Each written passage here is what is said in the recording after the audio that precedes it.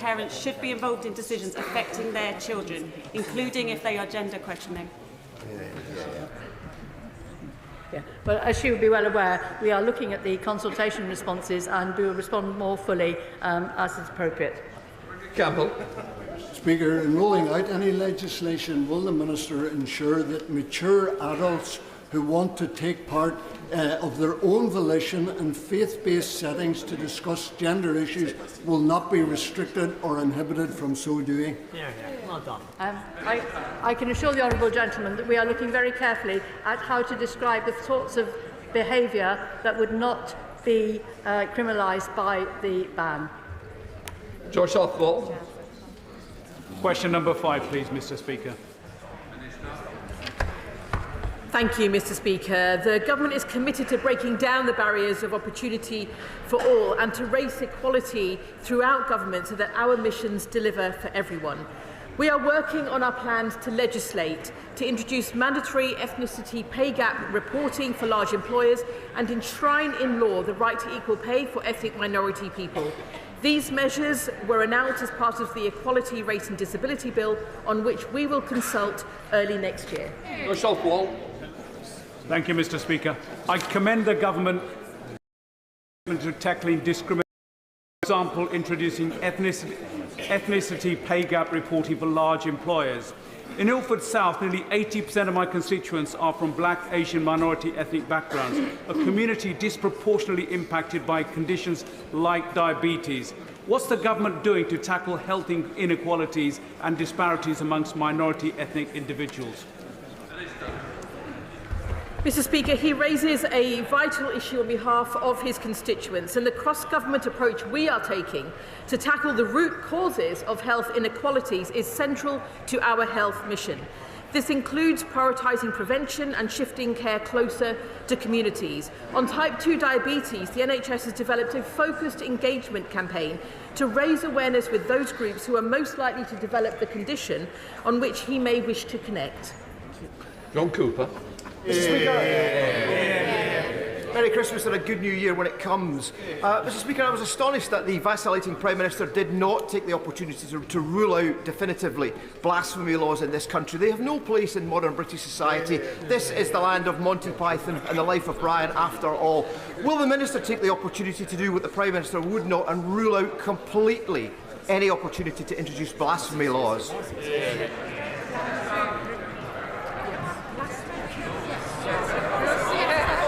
Yes. Sarah Owen, Chair of the Select Committee. Merry Christmas, Mr. Speaker. Following the summer's racist riots, the Runnymede Trust reported Islamophobia is reaching fever pitch. Mosques attacked and threatened, cars vandalised with Nazi swastikas.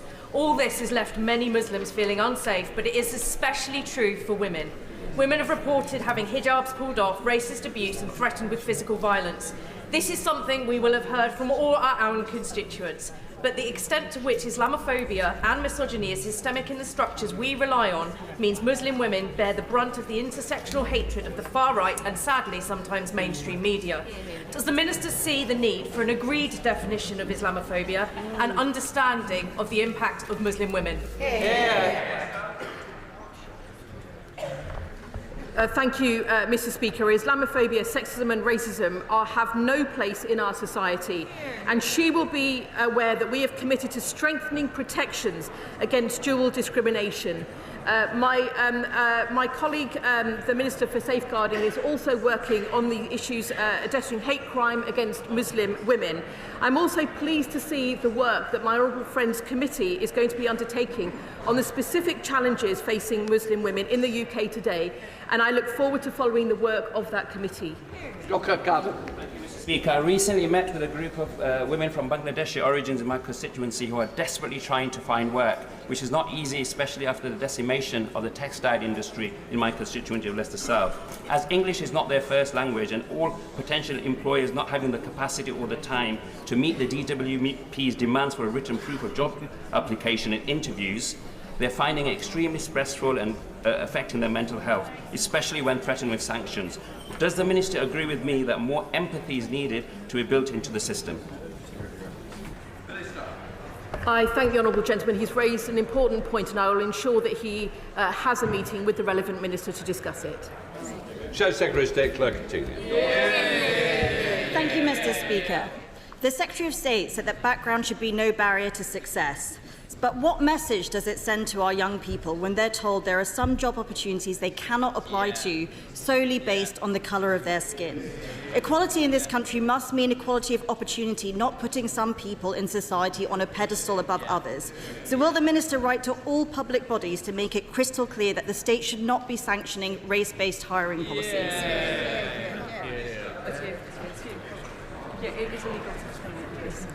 She will be aware that it is illegal to discriminate in the way that she is described, and I will certainly ensure that that the question she has raised will be followed up with my relevant colleagues. Those in writing, we come to topicals. Question 1, Mr. Speaker.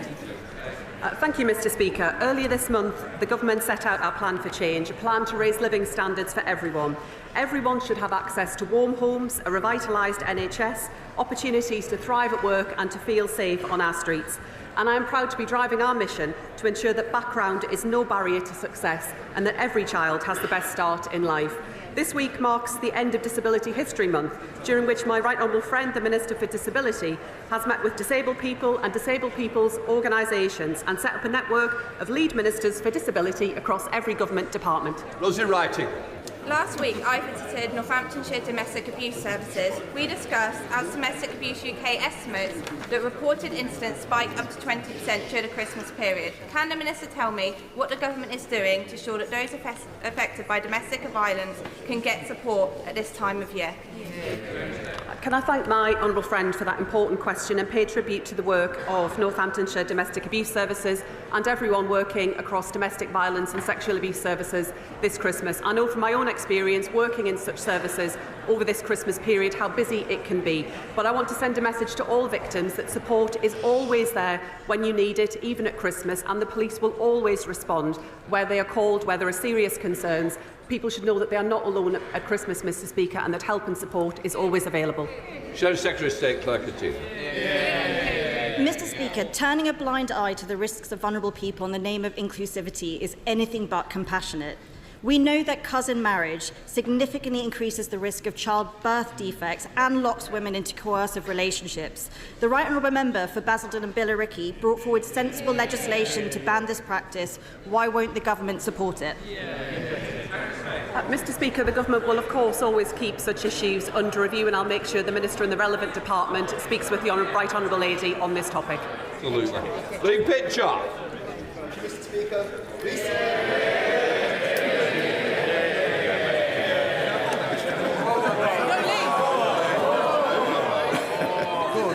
Merry Christmas. Recently I attended an RNIB event highlighting challenges faced by blind and visually impaired people navigating past parked cars, forcing them to walk into the road. My inspirational wife is one of those people who takes her life into her own hands every time she walks into the road. Can I ask what the government will do to help make our streets safer and make them more navigable in the future? Mr. Speaker, my honourable friend raises a good example of the kind of topic that we need to work across government on, and I was pleased to chair the first meeting of the cross-government disability lead ministers yesterday. The Department of Transport has consulted on the problem that he's raised, which can be very serious for people with a sight impairment, and the Department is considering the options for tackling the problem, and I very much hope that he'll let me know what he finds out in his walk around the constituency shortly. Gregory Stafford. Thank you, Mr. Speaker. It's always nice to get a cheer, Mr. Speaker. As a former treasurer of the Oxford Union, I was disgusted that 3 weeks ago there was a debate that descended into a mess of anti-Semitism, where the students voted in a majority that they would not have reported Hamas's plans if they'd known them prior to the 7th of October attacks. Will the Secretary of State write to the Oxford Union and say that anti-Semitism has no place in our society, and especially not our universities?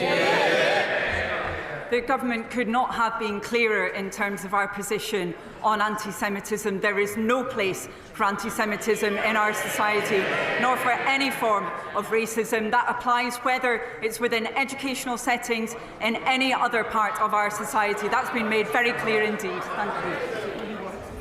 That completes questions. We now come to Prime Minister's questions. Chris Hinchcliffe. Question number 1, Mr. Speaker. Thank you, Mr. Speaker. Yesterday I met the brave men and women serving on HMS Iron Duke and the troops serving in Operation Kabaret in Estonia. This Christmas, as every Christmas, members of our armed forces will be serving overseas, working day and night to protect Britain's national security. And I know that the whole House will join me in sending our deepest thanks to them, to our emergency services and everyone working to keep the country safe over the festive period.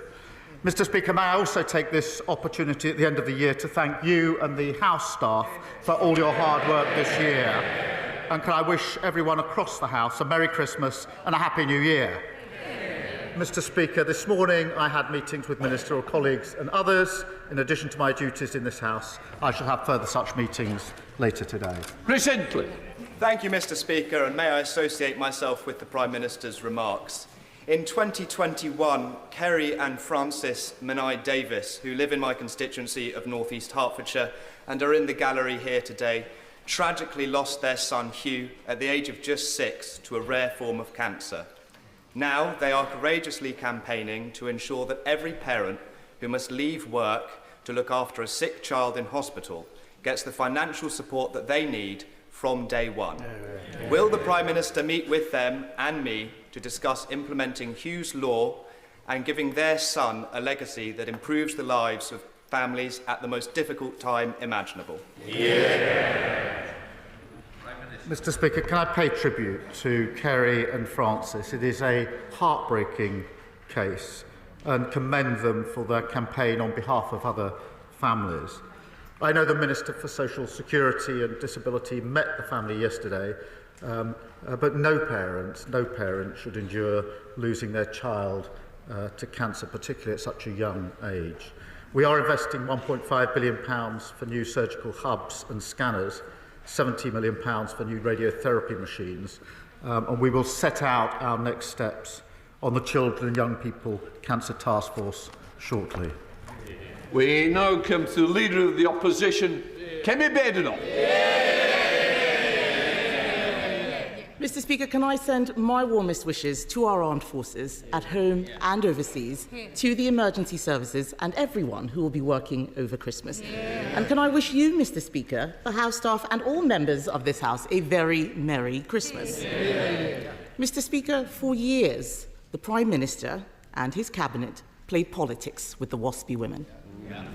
The Deputy Prime Minister said Conservatives were stealing their pensions.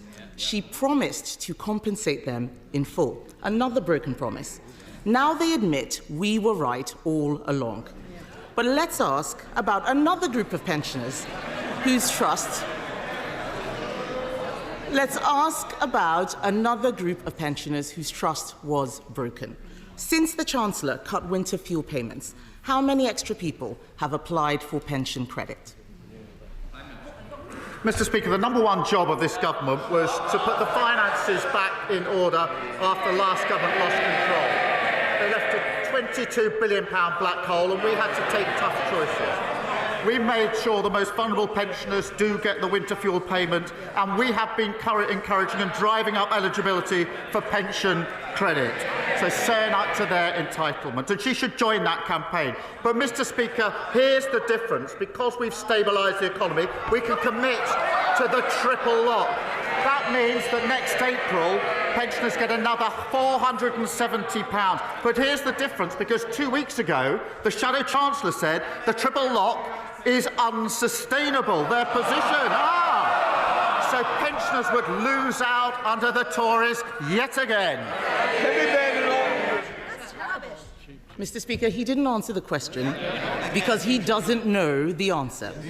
There are 850,000 eligible pensioners not claiming pension credit.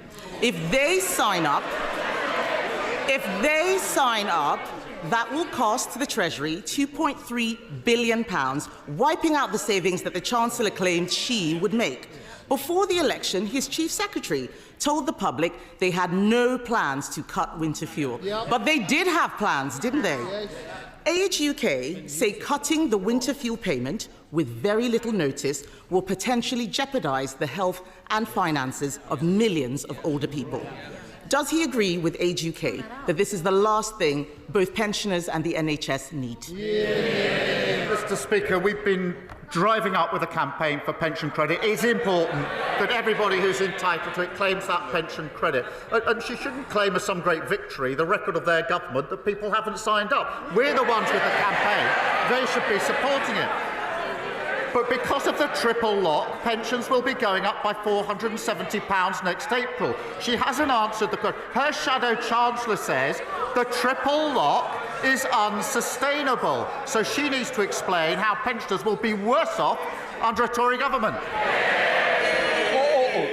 It is Prime Minister's question. Kemi Badenoch. Mr. Speaker, we protected the triple lock during all our time in government. Meanwhile, energy bills are increasing, despite his promise to cut them by £300. In Scotland, his party leader wants to restore the winter fuel payments. Across England, councils are scrabbling together funds for struggling pensioners. The tragic reality this Christmas is pensioners will suffer and may even die as a result of this cruel policy. Did the Chancellor consider the impact on councils and on the NHS, or does she just not know what she's doing? The Household Support Fund was set out in the budget. She knows that. We're pushing up pension credit. But she now says they are committed to the triple lock. Her shadow chancellor says they're not, that it's unsustainable. Maybe over a sandwich or a steak they could sort it out and come back and tell us what their policy actually is. Kemi Badenoch. Mr. Speaker, the Prime Minister needs to misrepresent me to make his point. I don't need to misrepresent him to make my point. Yes.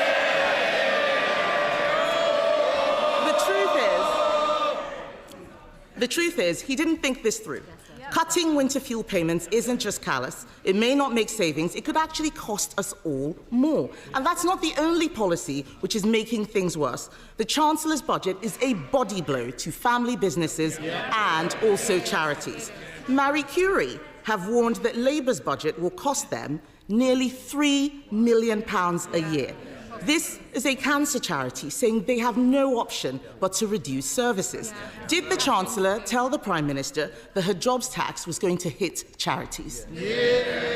Mr. Speaker, she's asked 3 questions about winter fuel with her leaving out. I'll come to that. But she's changed her mind on this. She used to say that the payments were a dead weight. She said there were members of her constituency who didn't need it. And they all stood in 2017 on a manifesto, a Tory manifesto, that committed to getting rid of the universal winter payments for pensioners. So we can see what their real commitment is. As for the budget, we're driving up productivity. I don't want to have to ring your mother. Prime Minister. Mr. Speaker, we're driving up productivity, prosperity and living standards. That's a pay rise for the 3 million who are the lowest paid. They should welcome that. A pay rise for those working in the NHS and better than expected wage growth just before Christmas. What unites all three? Delivered by Labour, opposed by the Tories. Mr. Speaker, I don't know what world he's living in. The economy is shrinking, and they did not think this jobs tax through or who it would impact. Another area affected is the hospice sector. Hospices believe the budget will cost them an extra £30 million. Yesterday, Conservatives voted to exempt social care, nurseries, charities and hospices from their jobs tax. Labour voted this down. So can the Prime Minister at least agree to fund hospices so they can continue their invaluable work helping people at the end of their lives? Mr. Speaker, we put a record amount into the NHS in the budget to deal with the problem that they left, and we'll set out the funding arrangements for hospices in the new year. But it's the same old, same old. They want all the benefits. She said to herself she wants all the benefits from the budget, but she doesn't want to pay for any of them. That's what got us into the problem in the first place. Kemi Badenoch. Mr. Speaker, I did not hear a commitment there to help hospices, which is a shame. The truth is, this winter, people will be suffering because of his choices. The economy is shrinking, inflation is going up, and jobs are being lost because of his budget. Pensioners won't be able to heat their homes because of his government's decisions. They raised people's hopes but then smashed them with broken promises. And now we learn that he is about to give away our hard-won Brexit freedoms. Yeah. Mr. Speaker.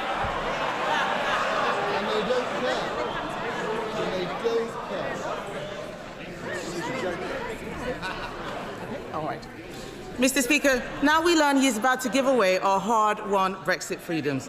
The truth is, they are punching the British people in the face, literally in the case of one of his MPs, and he will pretend that this is about the past. But we all know these are his choices, bad choices. If he's looking for a New Year's resolution, why doesn't he start with telling the truth? I'll do it now. £22 billion black hole left by that. Record numbers on the waiting lists. It's not a good time to leave the chamber, is it? Prime Minister. Mr. Speaker, £22 billion black hole. Record waiting list with our NHS. They should hang their heads in shame. Immigration completely out of control. Nearly 1 million net migration. She was the cheerleader for all of that. She wants the truth. That's the truth. That's why they're sitting there. Mr. Speaker, whilst they cart from the sidelines, talking the country down, this government is getting on with the job. Record funding for the NHS. Money for our trains, buses, and yes, Mr. Speaker, potholes. Pay rises for 3 million of the lowest paid. Wages growing faster than inflation. Planning laws reform. Great British Energy set up. We're only getting started. Next year we'll continue to rebuild, no matter what the blockers opposite say. Amanda Martin. Thank you, Mr. Speaker, and can I echo the words of the Prime Minister and thank you and all of our staff in this place alongside our armed forces and our emergency services and wish them a Merry Christmas. Mr. Speaker, March 2025 marks 20 years since the death of the only Member of Parliament to have held all four great offices of state: the Foreign Secretary, the Home Secretary, the Chancellor and the Prime Minister. Mr. Speaker, James Callaghan was a true Portsmouth great and went to the same school as another true Portsmouth great, my dad, Terry Nolan. Does the Prime Minister back my bid for a plaque to be added to his former home in Copner, and will he come along to Portsmouth next year to unveil it?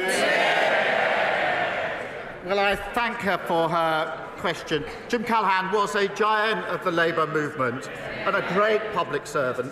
Mr. Speaker, he left school at 17, served in our Royal Navy before becoming the Home Secretary, Foreign Secretary, Chancellor and, of course, finally Prime Minister. And as a proud son of Portsmouth, I'm sure he'd be honoured to be remembered in such a way. Happy Christmas. Can I just say to Mr Mayhew, I keep hearing, I heard you the other week over here, I'm hearing again that it's not a good time to push a luck today. Right, let us come to Leader of the Liberal Democrats, Red David.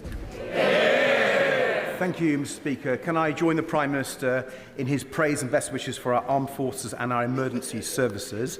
And can I join others in wishing you happy Christmas, Mr. Speaker, and all the staff of the Commons, and indeed everyone across this House. I'm coming to sing in a minute.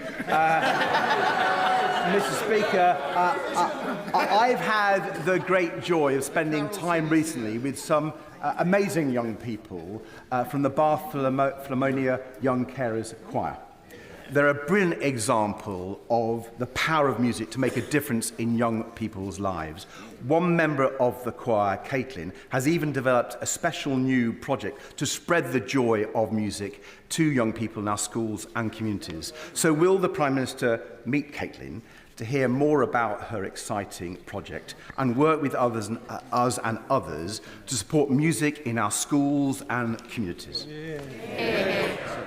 Well, Mr. Speaker, I welcome his comments, and as he will know, today we're introducing the landmark Children's Wellbeing Bill to enable all children to succeed, including young carers. That increased the pupil funding premium to over £2.9 billion, which can be used to support pupils with identified needs, and that, of course, includes carers. And now young carers are on the school census, as he knows, that's since 2023. They have greater visibility and schools will be better able to identify and support them. Mr. Speaker, he talks of singing. There was carols outside our front door on Monday, and my family was surprised to see the Honourable Gentleman, Right Honourable Gentleman, shamelessly plugging his song. We have strict rules about antisocial behaviour, but in the spirit of the season, I simply say Happy Christmas. Sir Ed Davey. Well, Happy Christmas, Prime Minister. Can I thank him for allowing the Young Carers Choir to sing outside number 10? I hope he and the staff enjoyed it. Our song is called Love Is Enough, but the hard truth is, for many young carers and young adult carers, actually love is not enough. These amazing young people need real action to help them with the challenges they face. So in addition to the measures that the Prime Minister just talked about, will he support the Carers Trust's Young Carers Covenant to make sure across government, across local authorities, we are supporting these young people with all the support they deserve? We should support these young people, and we continue to work across the sector to ensure all schools identify, support and record data on young carers. And of course, Mr. Speaker, we boosted the carers allowance in the budget, but I agree with him in relation to these young carers. Thank you, Mr. Speaker. Can I associate myself with the remarks of the Prime Minister in wishing everyone a very happy Christmas this year? For many in my constituency and indeed across the country, particularly those in temporary accommodation, it won't be a happy Christmas. On the Tories' watch, temporary homelessness more than doubled. So what is the government doing to support families and children living in temporary accommodation, particularly this season? Well, she's right about the appalling inheritance, which included record numbers sleeping rough, almost 160,000 children living in temporary accommodation. Speaker, we're delivering nearly £1 billion into councils to tackle homelessness, including increasing funding in Bolton over the next year. That includes dedicated support with housing, with mental health, and with employment. But we're also committed to tackling the root causes, and that's why we're building 1.5 million new homes and abolishing Section 21 no-fault eviction, something they said they were going to do and repeatedly failed to do. Ben Lake. In 2022, the Prime Minister supported calls for fair and fast compensation for 1950s women impacted by the changes to the state pension. And yet, just yesterday, his government rejected those same calls out of hand. Mr. Speaker, is this what the Prime Minister meant when he promised to lead a government of change? Mr. Speaker, this is a serious issue. Between 2005 and 2007, there were, I think, a 28-month delay in letters to women born in the 1950s about changes to pension age. That was unacceptable, and it was right that the government apologised for that. In 2011, the former Chancellor, George Osborne, then accelerated those changes with very little notice. That equally was unacceptable, and Labour opposed it at the time. It is a serious issue. It's a complex issue. The research, as he knows, shows that 90% of those impacted knew about the changes that were taking place. And I'm afraid to say the taxpayer simply can't afford the tens of billions of pounds in compensation when the evidence does show that 90% of those impacted did know about it. That's because of the state of our economy. Brady. Thank you, Mr. Speaker. Recent data shows that almost 11,000 Scots have been waiting for hospital treatment for over 2 years after referral. The equivalent number in England is around 113. Would the Prime Minister agree with me that this shows the catastrophic damage the SNP government have done to the Scottish NHS? Well, he's right when he says the SNP is letting down patients in Scotland. As the Scottish Auditor General says, greater leadership is needed in the Scottish NHS. Waiting list targets are being missed. Spending on agency staff is skyrocketing. And delays to patient discharge are hitting record levels. They seem to be proud of that appalling record. We've provided the money, they've got the powers, they've run out of excuses. Blake Stevenson. Thank you, Mr. Speaker. Since the summer, thousands of commuters using Harlington and Flitwick stations have had to put up with nearly 8% of trains being cancelled in the evening peak, and nearly a third of trains that do arrive are more than 5 minutes late. Is it a mere coincidence, Mr. Speaker, that such poor performance follows this government's decision to pay off their union backers with no strings attached? The trains and all travel was in an appalling state under the last government. We're clearing that up and fixing it, and he should be welcoming that. Ian Byrne. Thank you, Mr. Speaker. The Parliamentary Ombudsman concluded that an injustice was done to 1950s born women. It ruled that they are owed compensation and asked Parliament to intervene to deliver justice. In my constituency of Liverpool, West Derby, I have more than 5,000 women affected. And alongside a great many members in this House, I believe these women are owed compensation for the injustice done to them at the hands of the state.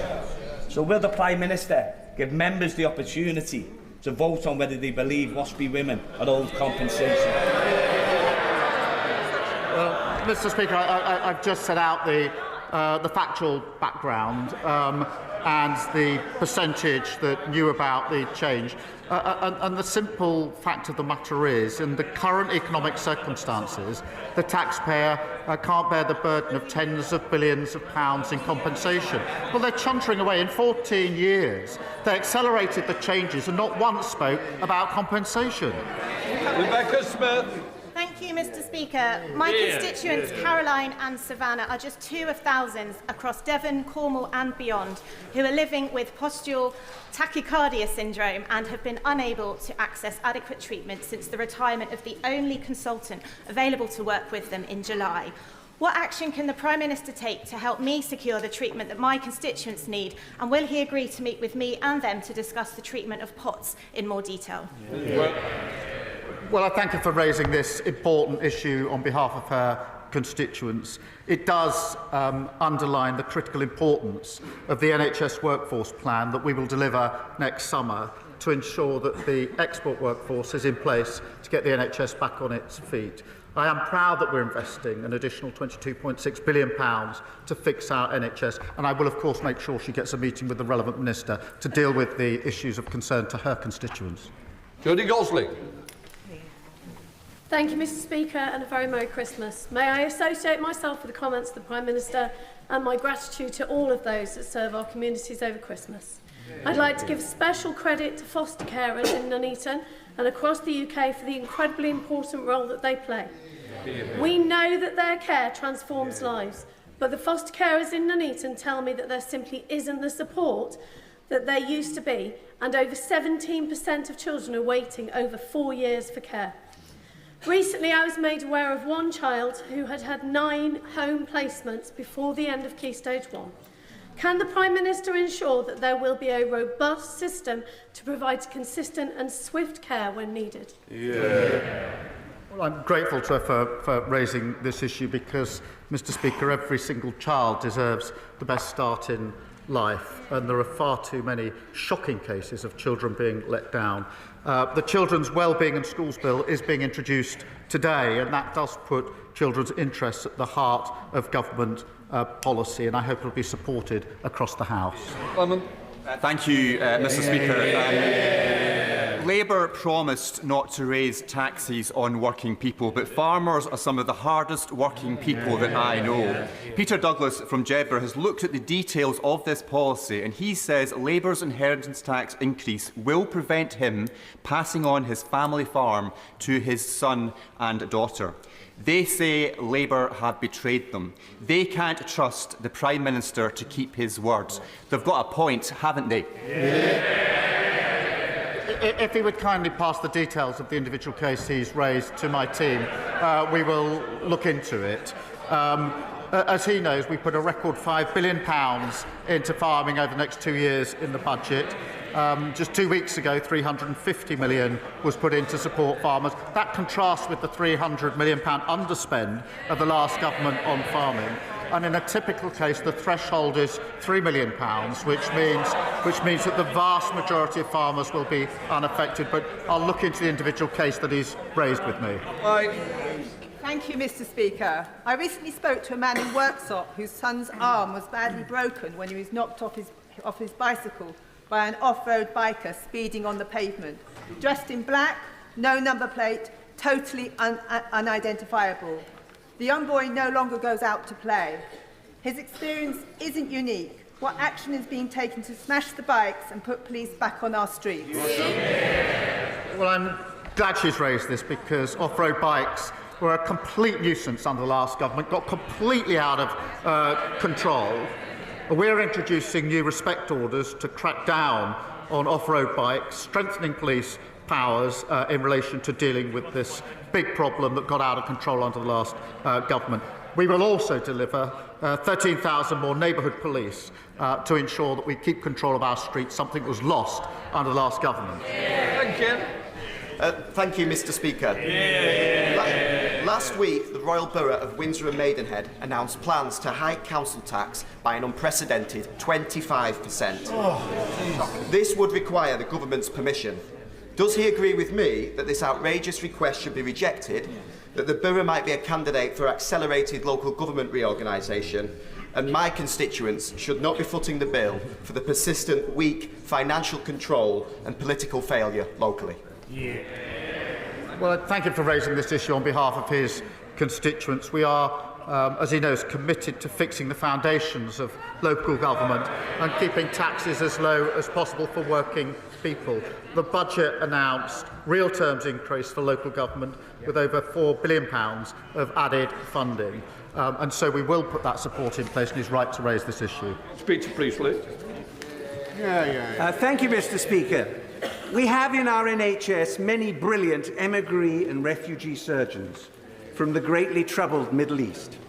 And I've been privileged to work alongside some of them, Iran, Iraq, and now, as we think, especially of Syria. What practical measures can the UK take to help ensure that Syria now has the best chance of becoming an open society and the second functional democracy in the region?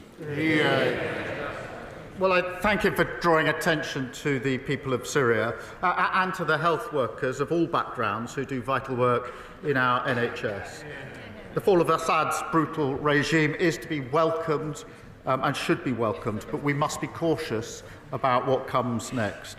We've provided £50 million of extra support to vulnerable Syrians, and I've spoken to G7 leaders to work towards a Syrian government that respects international law, universal human rights, and protects all citizens across all sectors. Thank you, Mr. Speaker. Dave Dugan. Mr. Speaker, before the election, this Prime Minister said he would lower energy bills by £300. Since he took office, they've gone up by £149. He said he would protect the winter fuel payment, but now he's in power, he's stripped it off our pensioners. And he said he lined up for many photos with waspy women, saying he'd have their backs, and he's just betrayed them in the most scandalous way possible. This is now the defining characteristic of this one-trick phony Prime Minister who says one thing and does another. In Scotland, the SNP are 16 points ahead in the polls. Does he understand? Does he understand why the people of these islands, especially those of us in Scotland, treat him with such contempt. They used to ask those questions. They used to ask those questions from this sort of area with very many MPs not so long ago. That all changed in July, and he's now carping from right up there. We can hardly hear him. Debbie Abrahams. Thank you so much, Mr. Speaker. I'm sorry I couldn't hear you over the hubbub. First of all, can I wish you a very Merry Christmas, and all colleagues across the House a very Merry Christmas, and especially the House staff. And also, I associate myself with the remarks thanking emergency services and our armed forces for their service. Mr. Speaker, Christmas is a time for peace and goodwill, given there are more conflicts now than at any time since World War II, and that all wars end with a peace. What is the Prime Minister's resolution to work with others for a more peaceful world in 2025? Well, Mr. Speaker, can I thank her for her question? And I'm sure colleagues across the House support the values of the Parliamentarians for Peace, which I know she is involved with, and their work to support human rights across the globe. And that is the sentiment, I think, that we take into this festive period. Thank you. Richard Ford. Thank you, Mr. Speaker. And it was good to hear that the Prime Minister visited British soldiers in Estonia yesterday before they have to spend Christmas away from their families. We would all like to see a lasting peace emerge for Ukraine in the new year, but Putin may take any deal brokered by Trump as a break in which to re-equip and rearm. What will his government do to deter Russia from restarting its imperial war of aggression following any peace deal? Well, can I congratulate him on his appointment to the Intelligence and Security Committee and thank him for raising the question of our troops in Estonia who will be there over Christmas without their families, and they're right on the front line with a very clear sense of purpose as part of our NATO contingent, and we thank them. He's right that we must continue to support Ukraine, and that was the subject of our discussions in Estonia yesterday. Make sure Ukraine is put in the strongest possible position, whether negotiations or not, and be absolutely clear that this conflict could be ended straight away if the aggressor, Russia, backed off. Mother of the House, Diane Abbott. The WASPy women fought one of the most sustained and passionate campaigns for justice that I can remember, year in, year out. We did promise them that we would give them justice. I understand the issue about the cost, but does the Prime Minister really understand how let down WASPy women feel today? I do understand the concern, of course I do. I set out the history, Mr. Speaker, but the research is clear that 90% of those impacted did know about the change. And in those circumstances, the taxpayer simply can't afford the burden of tens of billions of pounds of compensation. But I do understand the concerns. Will Forster.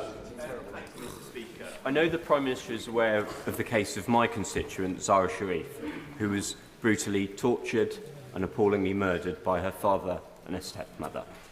I want Zara's legacy to be one where she's the last vulnerable child to be killed by people that should have looked after her. Will the Prime Minister ensure that an independent inquest and review is taken into Zara's death and it's held immediately in the new year so we can learn why public authorities failed, so we can ensure that it never happens again? He rightly raises this absolutely harrowing case, and it is important that all the lessons are learned. There is an independent process going on, but we must be clear about overhauling children's social care to keep young people safe and looking again about the framework for homeschooling, amongst other things. So we need to learn those lessons. We are taking steps. There is a process going on at the moment, and I'll update the House in due course. Alan Strickland. Thank you, Mr. Speaker. Can I thank the Prime Minister for the leadership he has shown in securing the £500 million deal to secure the future of the Hitachi rail factory in my constituency. A factory left in the lurch by the party opposite for years. And does he agree, will he agree with me that what we also need is a long-term plan for our proud high-tech rail manufacturing to drag it out of the mire it was left in by the Tories? Thank you for that question. They really shouldn't groan. I went up to the Hitachi factory earlier this year before the election. The workforce were extremely anxious about the situation because they feared that there would be a gap between contracts. This is a gap that might mean people aren't going to get laid off, and he's chuntering from a sitting position, unable to understand the impact on working people. Mr. Speaker, the workforce were extremely anxious about the situation when I saw them, because they knew if their colleagues were laid off, then that would be bad for their colleagues in their community, and it would mean that they might go and get other jobs and not be able to come back if there was a new contract. I said then that I would do everything I could to ensure that we filled that gap, and I'm very pleased that just the other week we were able to say that there's a contract, and I went back up there to speak to the same workforce, and I can say they were very pleased that they don't now have those anxieties. They should be ashamed of their chuntering. Final question, Dr. Luke Evans. Mr. Speaker, as it's Christmas, will the Prime Minister join me in congratulating Chris Middleton, who wrote a charity song to support Age UK, which has already raised £10,000? What's even better is it's likely to beat the leader of the Lib Dems and his single to #1 this year, proving yet again that the Lib Dems can't win. Something I hope we can both agree on.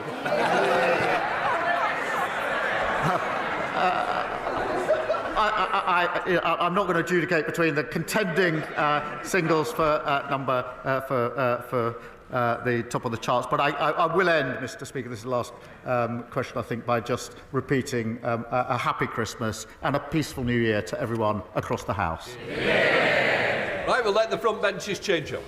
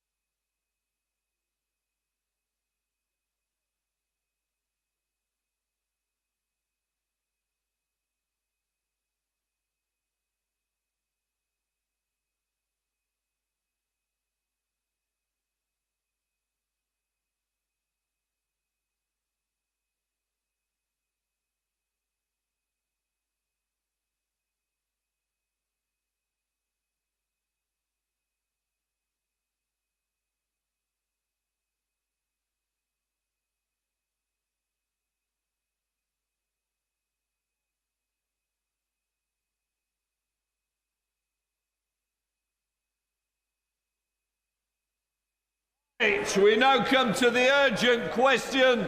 Dame Priti Patel. To ask the Secretary of State for Foreign and Commonwealth Development Affairs if he'll provide an update on the negotiations between His Majesty's Government and the Government of Mauritius over the future sovereignty of the British Indian Ocean Territory.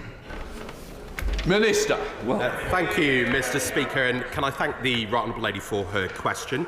We welcome yesterday's reiteration, Mr. Speaker, by Prime Minister Ramgoolam of his willingness to conclude a deal with the UK.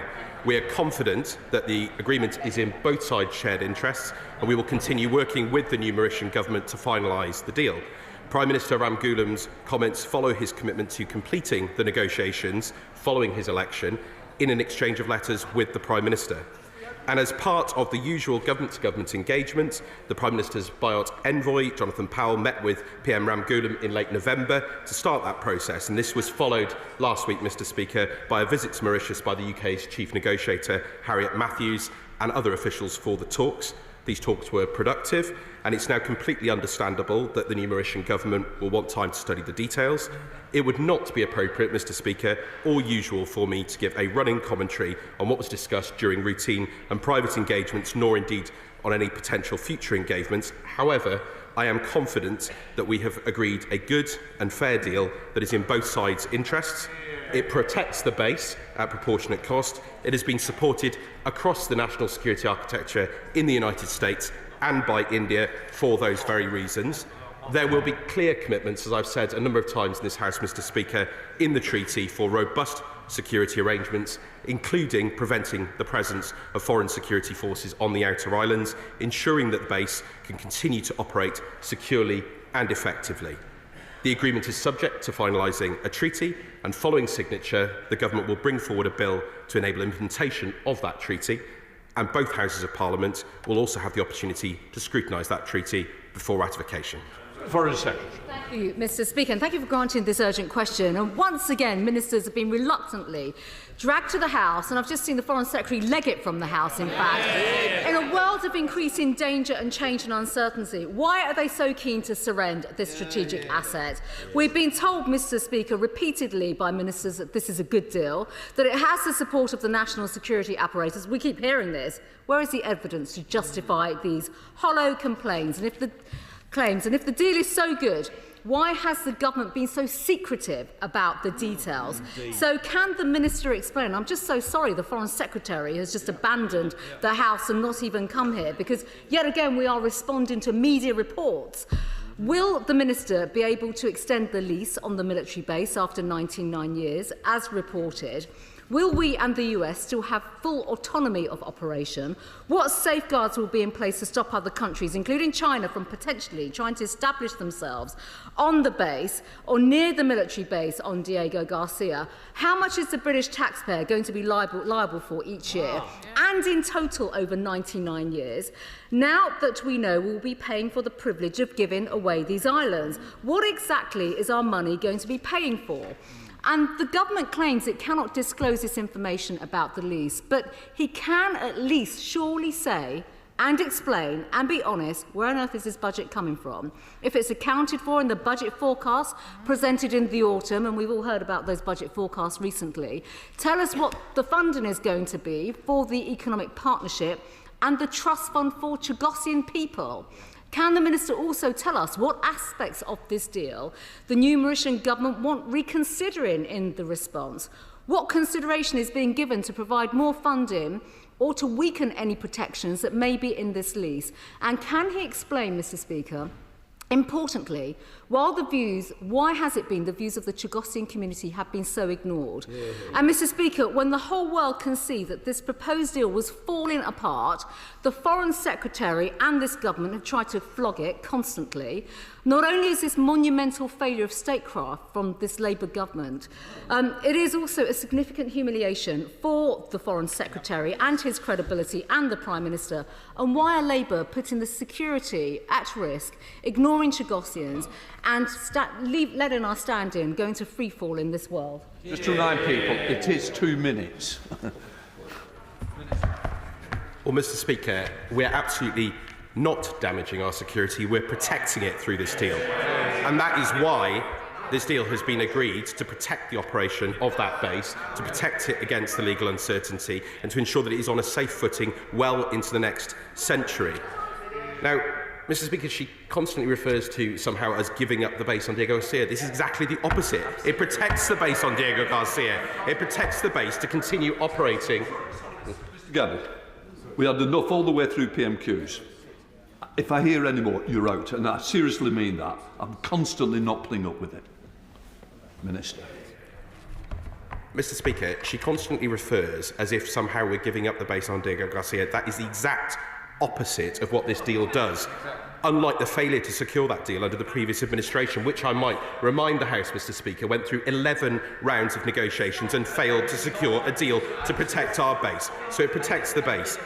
Mr. Speaker, she asked a series of other questions. She asked me, would we be able to extend the lease? The answer is yes. Would we continue to have the autonomy of our operations for those in our allies? Absolutely yes. Are there safeguards in place to prevent foreign forces or others on the outer islands? Absolutely yes. I have answered the questions on costs a number of times in the House. We are very clear. We are very, very clear that it is not normal practice for the United Kingdom to confirm the value of its payments for military bases anywhere across the globe. We have not done, Mr. Speaker, in the case of any other base, for example, that in Oman. And the United States itself has not confirmed the value of its direct payments for bases, including in Djibouti and the Marshall Islands. She spoke about the Chagossians. I am confident, having engaged with Chagossian communities over many years, that this deal has clear benefits for Chagossian communities. It will allow resettlement of the outer islands. It will allow the restart of visits. There is the trust fund that she mentioned herself. And it's only clear, Mr. Speaker, she referred to media reports. There is a huge amount of speculation. Let's get back to the actual facts on this, Mr. Speaker, which is that Mauritius, the Prime Minister has confirmed himself in Mauritius to his Assembly that he is willing to conclude this deal with the United Kingdom. Those are the facts, Mr. Speaker, and we will protect our national security and our interests. Peter Lund. Okay. Under the Mauritian Criminal Code, someone who questions the integrity of Mauritian territories, including the Chagos Archipelago, is subject to potentially 10 years of imprisonment. Most British Chagossians have at one time or another effectively given that level of disconsideration to the Mauritian government. What conversations have taken place by the Minister with the Mauritian government to ensure that this code will be removed so that it is possible for British Chagossians to visit Chagos in the event that this deal goes through? Mr. Speaker, as I've said, we take the interests of Chagossian communities incredibly seriously. The deal provides for Chagossians to return to the outer islands and be able to resettle if Mauritius decides to pursue a programme of resettlement. Most importantly, we're going to get on with getting those visits going so that they can go back and visit islands, including Diego Garcia, with the appropriate protections in place. Liberal Democrat spokesperson Callum Miller. Thank you, Mr. Speaker. The Foreign Secretary told this House on the 7th of October that his deal was in the UK's security interest. Yet the chaos we have seen since then does nothing to assure our allies nor repel our enemies. In retrospect, does the Minister think it was wise to announce an agreement just weeks before elections in Mauritius and in the US? And does he agree it would be wise for any future agreement to come before this House for scrutiny and a vote before signature? It's important that any agreement complies with the opinion of the ICJ, but self-determination remains an important principle too. So now that the negotiations have reopened, can the Minister say how the Chagossian people will be represented in those talks?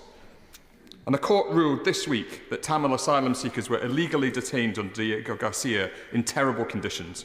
Will the Minister apologise for their treatment and assure the House that the camp in which they were held is now closed for good?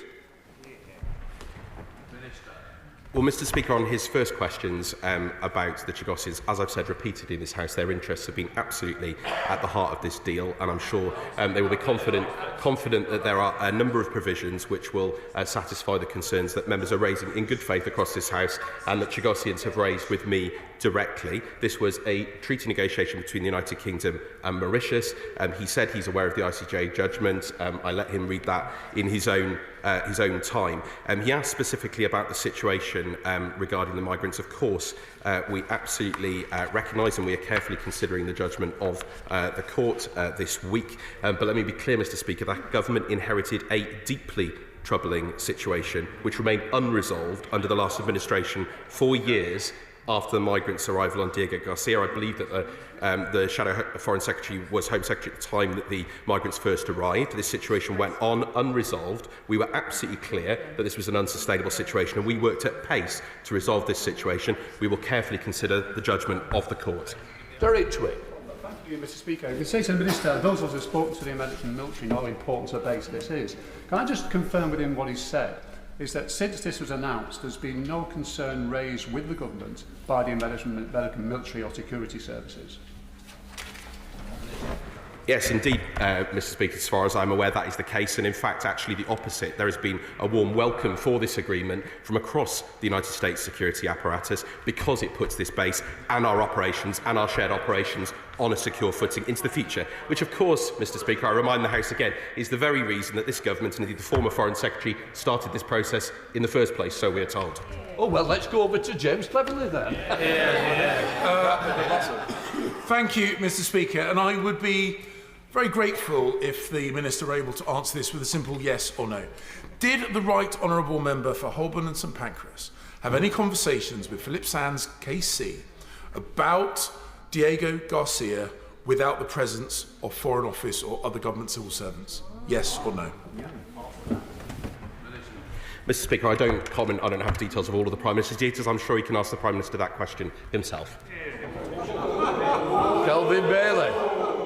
Thank you, Mr. Speaker. For those of us that have served for the US military, that have and retain genuine and close links with the US military, and know that this does not bring about the concern that others are trying to conflate around these issues, could I ask for the Minister's view on how this is viewed by our US military friends? My honourable friend for that question and praise him for his service and work. And I'm very, very clear, our allies in the United States and indeed our other allies who rely on the important guarantees that this base provides are supportive of this deal. This has been supported across the security apparatus at every level, and that is absolutely crucial because we would not have signed up to a deal if it didn't protect our interests and those of our closest ally. Father of the House, Sir Edward Lee. Can the Minister enlighten us as to the attitude of the incoming Trump administration on the deal? Does he know, or shall I ask the Honourable Member for Clacton? Well, we very much welcome, as I've said before, Mr. Speaker, the election of President-elect Trump and indeed Vice President-elect Vance. We don't, as you know, Mr. Speaker, during the transition period, there are restrictions on what conversations can and can't go on. We are, as I've said repeatedly in this House, confident that when the full details of this deal are provided by, indeed, the US national security apparatus, that any concerns will be allayed. Amanda Martin. Thank you, Mr. Speaker. I know the Minister is a strong supporter of overseas territories, as is the Foreign Secretary and the Prime Minister. Despite this being documented already in this House and in Gibraltar, for example, can the Minister, to avoid any doubt or further scaremongering for the benches opposite, once again confirm that this government is completely committed to supporting the right of self-determination for the people of Gibraltar and for the Falklands? Well, Mr. Speaker, I've said it before, and I thank her for her important work on Gibraltar and indeed yours, Mr. Speaker. And I will confirm against the House, we are absolutely resolutely committed to the sovereignty and self-determination of Gibraltar and the Falkland Islands. And indeed, I enjoyed meeting with our overseas territories family at the Joint Ministerial Council just a few weeks ago. Sir Julian Lewis. Thank you, Mr. Speaker. It's truly baffling that such decent ministers have allowed themselves to be bamboozled by the blob. Can the Minister confirm that this is not being rushed through in advance of the takeover of the White House by an incoming president in 1 month's time? And if in 1 month's time that new president says this is a terrible deal, will it be too late to change it? Minister. Mr. Speaker, and the right honourable gentleman knows I have immense respect for him and his work in this House, and I do have to take issue with his choice of words. We have incredible officials in this government who have served governments loyally on both sides of this House. They work incredibly hard, and they work incredibly hard to defend the national security and the interests of this country. If anything, Mr. Speaker, this wasn't rushed at all. This was 11 rounds of negotiations under his former government. We got in, we got a deal done. We got a deal done that protects our national security and our interests. Bill Brittle. Thank you, Mr. Speaker. What assurances can the Minister provide Parliament around the scrutiny that the agreement, which will be struck in due course, receive? Well, I thank my honourable friend for his question, and as I've said a number of times in this House, the treaty, once signed, will go through the normal procedures in the House. I confirmed in my answer to the right honourable lady that it will go through that procedure. It will have opportunity for ample scrutiny by both Houses, and legislation will be laid in due course. Dave Dougan. Thank you, Mr. Speaker. The Minister gets ahead of himself. He says the government has moved at pace to resolve the situation. The situation is not resolved. He criticises the last government for not securing a deal. His deal is not secured either. Last time we talked about this, we talked about the Americans not being, the President-elect not being keen on the deal, the Chagossians not being properly consulted on the deal. When is he going to come back to the House on this situation and tell us something positive about this cack-handed deal? Minister. Well, I've repeatedly stated a number of positive things, including the support that will be inherent in this deal for Chagossians. Mr. Speaker, the positive fact is that after 11 rounds of failed negotiations under the previous government, we achieved and have done a deal. And we are confident that that deal will be supported by our partners, and we will continue to present details of it in due course. Steve Race. Does the Minister agree that by confirming the legal status of the base, which was left outstanding by the previous government, it will cement our role in the Indo-Pacific and provide an important pillar in our strategy to counter Chinese influence in the area? Mr. Speaker, he's absolutely right, and despite the attempts to constantly whip up this idea about Chinese influence, this deal contains very specific precautions to prevent foreign forces. And I remind the House again, Mr. Speaker, that Mauritius was one of the only countries that didn't join the Belt and Road Initiative. Their ally is India, not China. Sir Bernard James. Thank you, Mr. Speaker. The government is clearly wanting to dismantle legacies of empire. So why then do we think it's so important to attach the Chagos Islands to Mauritius, when in fact that link was only established when both territories were acquired by the French Empire and later acquired by the British Empire? Why don't we listen to the Chagossians themselves instead of imposing the legacy of empire on the Chagossians? Well, I have engaged with many Chagossian groups, and he will know, as I've said multiple times, that there are a range of views across the Chagossian community, and of course he's perfectly able to look at the legal judgments himself. The fact is that this government wanted to secure the long-term operation of this base and our national security and our interests. We've engaged with our partners, and we've secured a deal, which his previous government failed to do. Duncan. Thank you, Mr. Speaker. What is clear is that the current situation is clearly unsustainable. Most of the negotiations on this took place under the previous administration. It is now becoming a political football. Has he heard any other serious recommendations for the future of this island? Minister. Mr. Speaker, no, I haven't, and I certainly haven't heard them from the opposite benches. Thank you, Mr. Speaker. I will repeat the question asked by my honourable friend, which the Minister studiously avoided, which is that clearly this deal was not ready to be signed. So why was it announced 2 weeks before the election? Minister. Well, Mr. Speaker, when we're looking to protect the national security of this country, we will operate at the fastest and most appropriate pace that we can. The fact is that this has been left languishing under the previous administration, with the future of the base unsecure, and we have secured it. Jim Rocker. Thank you, Mr. Speaker, and can I wish you a Merry Christmas as well.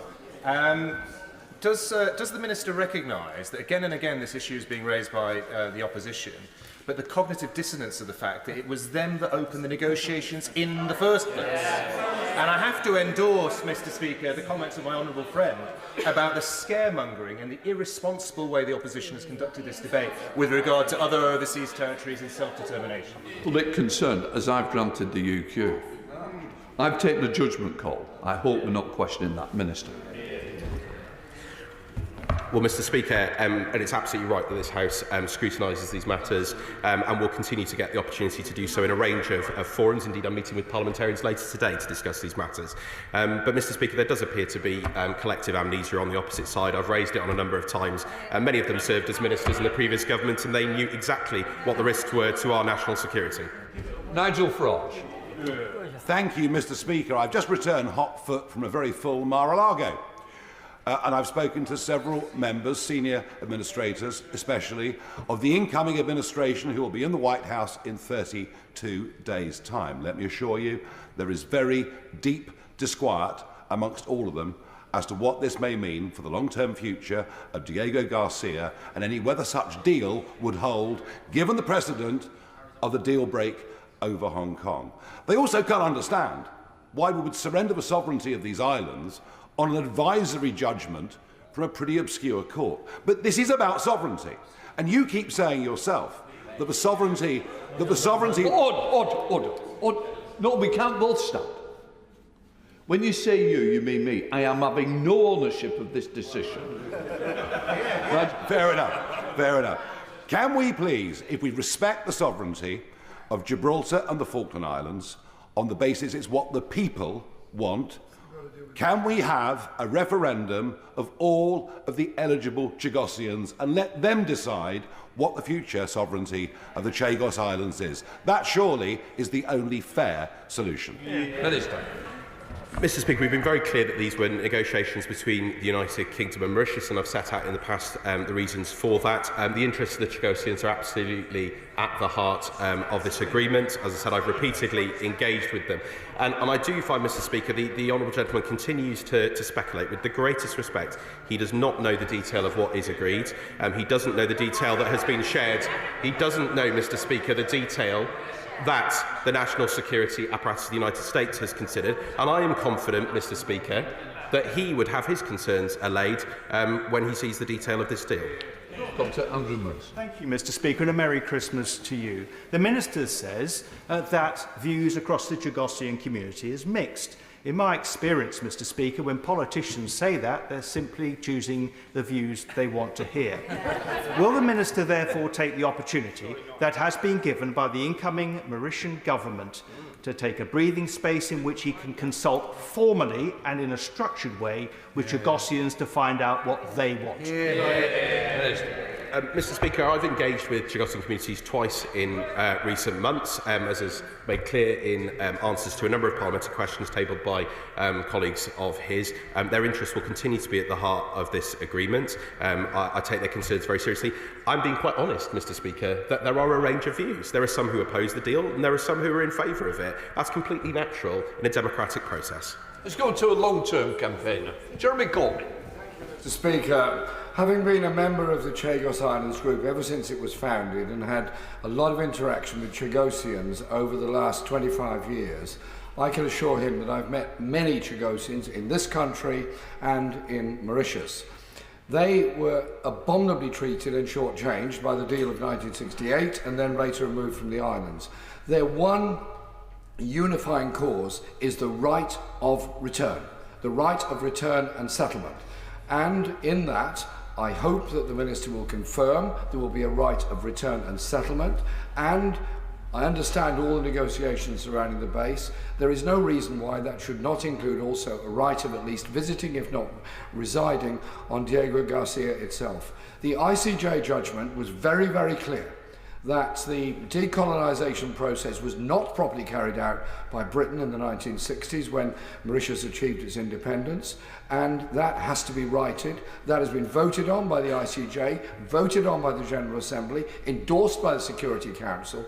Is there any more evidence that's necessary to indicate that it is clearly part of Mauritius, and the Chagosians obviously have rights within Mauritius as well as on the Chagos Islands when hopefully they'll be able to return?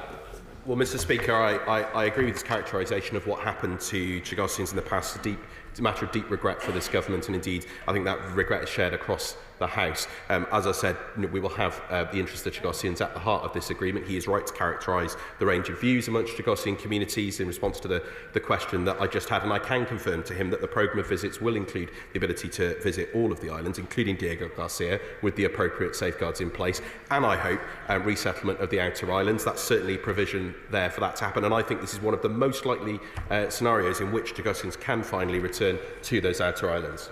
Bob Black. Thank you, Mr. Speaker. The Minister is trying to say that nothing has changed over this deal. Yet the media reports suggest that the new Prime Minister from Mauritius says the deal's not good enough. And indeed, the Minister is now saying it's the same deal. So clearly there is something that is not being told to this House. Either the amount of money we're paying for the rental of the space is going to have to increase, or alternatively some terms and conditions have changed. So, thank you, Mr. Speaker, for ensuring that this House can scrutinise this position. The Minister should have given a statement to that effect rather than having to have a UQ. But could we therefore pause this role, allow the Chagossians to have their say, look at what the American government coming in has to say, and then, before we proceed to this giveaway, make sure that everyone is in agreement? Minister. Mr. Speaker, the Prime Minister of Mauritius has made very clear in his exchange of letters with the Prime Minister of this country, and also indeed in his own statement yesterday, that they are willing to conclude an agreement with us. That's very, very clear. So on the fundamentals, nothing has changed. We're engaged in conversations. It's only natural after an election that they would want to do that and be able to scrutinise the agreement. That's entirely proper. That's why officials have been having those conversations. But I'm not, Mr. Speaker, going to give a running commentary on private discussions. Jeremy. Thank you very much, Mr. Speaker. I know the Minister will want to give the House the greatest possible clarity on what has brought us to this point. The Foreign Secretary has been clear that one of the central considerations for the government was the likelihood, if not the inevitability, of a binding legal judgment against the UK in this matter. The Minister will know that the judgments of the International Court of Justice are not binding on the United Kingdom when disputes between the UK and another state which are or were a member of the Commonwealth. That would include Mauritius. I don't expect the Minister to disclose the legal advice the government has received, but will he please give the House some more clarity about the nature of the legal jeopardy that the government perceives here? Minister. Mr. Speaker, I'm not, for that very reason, going to go into that type of advice. He knows from his extensive and distinguished experience on these matters. But I do have to ask a fundamental question, Mr. Speaker. If there wasn't a problem, why did his government start negotiations on this? Jane Curlin. Very much, Mr. Speaker. I think we can forgive our overseas territories for being a little bit concerned about this government's commitment to their right to self-determination, because those of us like me who are a little bit older and have long memories will very well remember when the Labour government last time round opened negotiations with the Spanish government over the future of Gibraltar. But what I'm more interested in about today is really reassurance from him that any decision is going to be well informed. So can he tell me which of his ministers has visited the British Indian Ocean territories? Okay. Minister. Mr. Speaker, I do have to say, and I like the Honourable Lady, but I do find that the constant way in which the Falklands, Gibraltar and other overseas territories, which are not comparable to this situation, are brought up is extremely unhelpful. They are very clear to me. I have just been, Mr. Speaker, as you know, with the leaders at the Joint Ministerial Council. You graciously hosted a reception as well. We have been absolutely resolute in our commitments to the Falklands and Gibraltar. I've been there and said it to myself directly on the rock. The Minister for the Armed Forces has just been down in the Falklands saying exactly the same as the Falkland Islanders. And I can tell you, Mr. Speaker, they are getting fed up with the nonsense that we're hearing, I'm afraid, about this. It's hugely problematic for their interests going forward. So I want to make that absolutely clear. Thank you, Mr. Speaker. And can I refer to my entry in the Register of Members' interest? Surely the Minister must accept, though, that the timing of this announcement was one of the biggest diplomatic gaffes of modern times, because it came literally hours before a general election was called. There was a widespread perception in Mauritius that this government was trying to give a leg up to a very, very unpopular sitting government, who subsequently scored 0 out of 60 directly elected seats in the Mauritian Parliament. And doesn't he agree that it is wholly appropriate that the new Labour Mauritian government would be wary of the intentions of his government? Minister. Mr. Speaker, I simply don't recognise the characterisation he's made. Adley Thomas. Thank you, Mr. Speaker. Can the Minister update the House on the measures being taken to safeguard against the emergence of Chinese military and surveillance capabilities in British Indian Ocean territory? Mr. Speaker, I've been very, very clear. There are provisions in the agreement to ensure the security of the outer islands. This deal would not have been agreed by across the United States security apparatus, or indeed by us, were it to give that kind of benefit to another country. So I've been very clear about Mauritius's position in relation to China, and there are provisions and safeguards in place that should allay any fears on that matter. Thank you, Mr. Speaker. The Minister didn't seem to answer the questions raised by the Shadow Foreign Secretary, so could I ask just one more time, from which budget does the government plan to make the annual payments that he is proposing to the Mauritian government? Minister. Mr. Speaker, I've been very, very clear. It is not normal practice. I mean, Mr. Speaker, you know, they can guffaw all they like. I'm going to give the answers that relate to the facts here and that relate to the national security and interests of this country. They spent 11 rounds of negotiations, failed to achieve a deal. We achieved that deal. We will provide the further details in due course. Dr. Neil. Thank you, Mr. Speaker. Yet again, this new Labour government rushed into an ill-judged and regrettable policy decision to cede the British Indian Ocean territory to Mauritius, against expert advice and with no regard to the wishes of the Chagossians in this country and elsewhere. Like their awful policies on scrapping the winter fuel payment for pensioners, the heartless family farm tax and their jobs tax, will the government now show some leadership, admit that they have got this wrong, scrap this deal and keep this vital territory under British control to protect UK interests, the marine environment and ultimately global security in an increasingly unstable and dangerous world? Minister.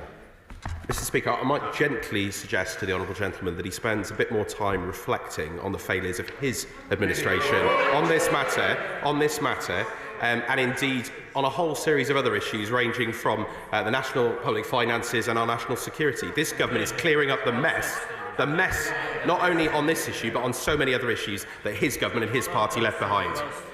Jim Shannon. Thank you, Mr. Speaker. Can I thank the Minister for his answers? However, I am, along with others, a consignatory to the British Indian Overseas Territories Bill calling for descendants born to individuals within the British Indian Ocean Territories to register as BIOT. There's even some I believe there's an even more imperative because of the Chagos decision, which is made with no input from local people. So my question to the Minister is this: what discussions will take place with those who consider themselves British? It would seem that the Chagosians are not assured, so what will be done to ensure that they have all necessary information in a timely manner and not to get their answers to the questions that they have through news media outlets? Minister. Well, Mr. Speaker, as I've said a number of times, in deep respect for the honourable gentleman, the government's been clear, deeply regrets the way that Chagossians were removed from the islands and the way they were treated thereafter. We've always been clear on respecting the interests of Chagossian communities. As I said, I've engaged and will continue to engage with Chagossian communities. Their interests at the heart of this deal, and whether it's the trust fund, whether it's the ability to resettle, the ability to visit the islands, and indeed a whole series of other measures which we've taken here in the United Kingdom, I'm confident that their interests are being respected. Right, that completes the urgent question. I'll let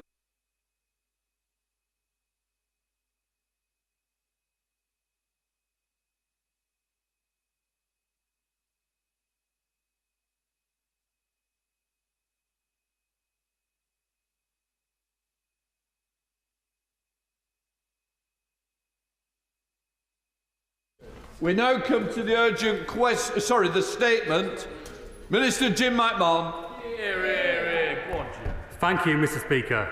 This government was elected on a mandate of change to deliver a new era of economic growth and national renewals and reverse the years of failure and decline that we inherited.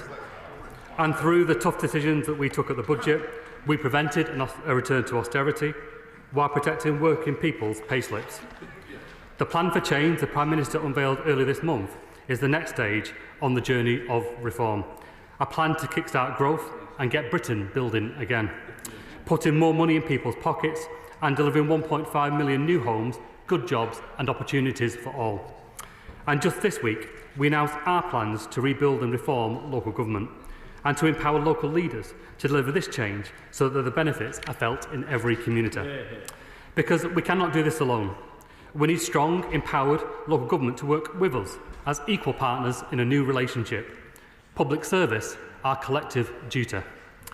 But after a decade of cuts, fiscal mismanagement and the failure to fix the foundations by the previous government, it stands as a fact that councils of all political stripes are in crisis. The broken local audit system in England and the scandal of the unacceptable backlog, which led to the recent whole of government's accounts disclaimer, serves to further illustrate the dire straits of a system and the legacy that we must reconcile. Mr. Speaker, the Prime Minister gets this. As the former director of a critical public service, he knows that reform is vital. And so too does the Deputy Prime Minister, working on the front line as a home care worker, seeing every single day the human impact. And Mr. Speaker, I am proud to have public service and local government in my blood too, which is why I take the responsibility to lead this government's work to rebuild the sector with the seriousness that it's due and also with the urgency that is required. This work has already begun, and today marks a major milestone in our mission to rebuild local government and to put councils on a firmer financial footing.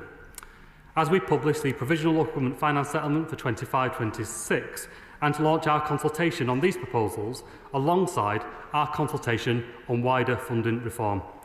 The autumn budget announced £4 billion of additional funding for local government services, of which £1.3 billion would go through this settlement presented today. But we know that we need to rally. This is why today I am announcing over £700 million of additional grant. This includes over £200 million of extra funding for social care since the policy statement. I can also confirm that the new funding includes £515 million that will be made available at the final settlement to support councils with an increase in employer national insurance contributions. This package at the provisional settlement will enable local government to invest in the vital services that people rely on, making available £69 billion, equivalent to 3.5% real terms increase in council's core spending power when compared to 24-25. And, Mr. Speaker, I can confirm that this will increase even further at the final settlement. Today is a start, it's not the end. Taken together, the additional funding made available at this settlement and the budget delivers over £5 billion of new funding for local services over and above local council tax. Alongside this, Mr. Speaker, every authority in England will receive a one-off share of £100 million currently held in the business rate levy account. Now, together we must ensure that public investment is used for long-term prevention and the reform of local public services, rather than expensive, short-term crisis responses, which we know often have much worsening outcomes. We are determined to end the cycle of failure that we have seen for too long.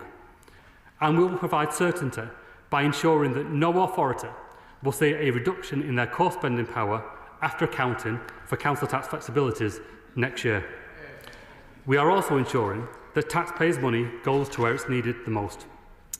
And, Mr. Speaker, this includes an immediate down payment, a highly targeted £600 million recovery grant funded through the repurposing of the Rural Service Delivery Grant and the Services Grant ahead of broader reforms to a fairer funding system later. And today, we are launching a consultation on local authority funding reform starting in 26-27. Now, there will always be tough decisions to make, but we are determined to ensure that we reflect fairly the real drivers of cost, including demand and the need for public services, as well and importantly, as the ability of councils to raise revenue locally. Which is why, Mr. Speaker, we are making up to £3.7 billion of extra funding available through this settlement to help local authorities to meet the spiralling cost of social care. This includes an additional £200 million uplift to the social care grant, which I am confirming today, taking the total increase to this grant for 25-26 to £880 million. This includes the new Children's Social Care Prevention Grant, first announced in the policy statement, which I am today confirming will be uplifted by a further final settlement by £13 million, taking the total to £263 million. This is the first step in our national rollout of transformed family help services, as we double settlement investment in preventative children's social care services to over £500 million next year. And I want to place on record my appreciation and that of the Deputy Prime Minister for the partnership and determination shown by the Treasury and the Education and Health Secretaries, their ministers and their officials. Mr Speaker, we will not do as the previous government did, to impoverish councils and for those who needed the support the most, to then parade them around for public shaming. That helps no one. We must work together to get councils back on their feet financially. And the principle stands that it is for local authority to decide at what level they set their council tax and to be accountable to local taxpayers. However, we are committed to keeping taxes on working people as low as possible, and we have to strike a balance. So we will maintain the previous government's policy, as set out in the Office of Budget Responsibilities forecast, of setting a 5% council tax referendum principle, made up of a 3% core principle and the 2% principle for adult social care preset. This means that residents will have the final say over increases that go beyond this. Mr Speaker, we have also put in place a framework for 25-26 to support those councils in the most financial difficulty. And similar to the approach taken by the previous government, we will consider requests for bulk referendum principles on a case-by-case basis. Now, we expect the changes outlined today will give the respite needed and, of course, clarity on the direction of travel. But we also know that 14 years have hit hard, and for some, the recovery grant and the other measures will still mean that additional support is required. But we will put taxpayers and the impact on working people at the forefront of our decisions, and we will look carefully at councils' individual circumstances. For instance, how much they currently charge in council tax and the strength of their plans to protect vulnerable people on low incomes. And to recognise the impact of council tax on households across all councils, we are consulting with the sector on changes to payment instalments, which currently allow annual council tax bills to be spread over 10 months to move to a 12-month schedule by right, helping household budgeting and spreading the cost for working people, and also mirroring how most household bills are paid. But ensuring local government can deliver for working people in the long term, Mr Speaker, requires a root and branch reform of the way that councils are funded, which is why, through the 26-27 settlement, the first multi-year settlement in 10 years, we will introduce an up-to-date assessment of councils' needs and resources. So today, Mr Speaker, we are launching a consultation on the objectives and the principles of those changes. We will consider representation from all corners of the sector to develop our understanding of the drivers of need, including deprivation, and the impact in rural areas on service delivery. Fairness for all, delivered once and for all. And we will redouble our work to shift power away from Westminster into the hands of those communities who know their area best. We will reduce the myriad of funding pots that councils have to contend with, giving them the flexibility that they need to deliver local and national priorities. And this effort is underpinned by our strategy to streamline and simplify the local audit system in England. Local communities deserve transparency, accountability, and an effective early warning system that local audit provides. We are taking immediate action by replacing the broken and dispersed system with a focused, proportionate, and value for money local audit office, ensuring the system is fit for purpose. This is a long-term challenge, and it will take hard work and dedication to achieve, which is why we are wasting no time in fixing the foundations, getting the audit backlog under control, and overhauling the system for the long term, returning to secure multi-year settlements, bringing forward ambitious plans for devolution for growth and to reform local public services, while improving standards, accountability and efficiency. We are building for the long term, to get local government fighting fit, to be legal and to be decent, as equal partners, to rebuild our country from the ground up, ready to play its part in delivering the government's missions through our plan for change. I commend the statement to the House. Shadow Minister David Simmons. Thank you very much indeed, Mr Speaker. It is Christmas. The two wise men and wise woman of the government have arrived bearing their gifts for local councils. But on closer inspection, whilst the gold is beautifully packaged, the box is somewhat emptier than people have been expecting. It's been a challenging few weeks. Mr Speaker, it's been a challenging a challenging few weeks for local government. We've heard the government's plans to take as much as they can of the local out of local government. And it's clear that this statement today will leave our local authorities facing further challenges in doing the day job and very significant uncertainty as we go into the new year. Mr. Speaker, all of this is coming from a government that promised just a short time ago that it would end the bidding war, as they called it, between councils for money, then promptly started a new bidding war for homelessness funding, rather than address it through this settlement, given that it is a core statutory duty of local authorities. And, Mr. Speaker, the consequences of that, of the approach that government are setting out today, localism on central government terms only, represents just in London a £7 million net cut in the funding councils will have available to deal with homelessness at a time when rough sleeping is up 27%. Councils face uncertainty, Madam Deputy Speaker, about the cost of funding elections. The Minister told us just a few days ago that he was going to be considering whether to cancel local elections in places facing local government reorganisation. And up and down the country, in all of those local authorities, our returning officers are booking and paying for the polling stations. They're hiring the staff. They're carrying out the canvassing. They need certainty as we go into this new year.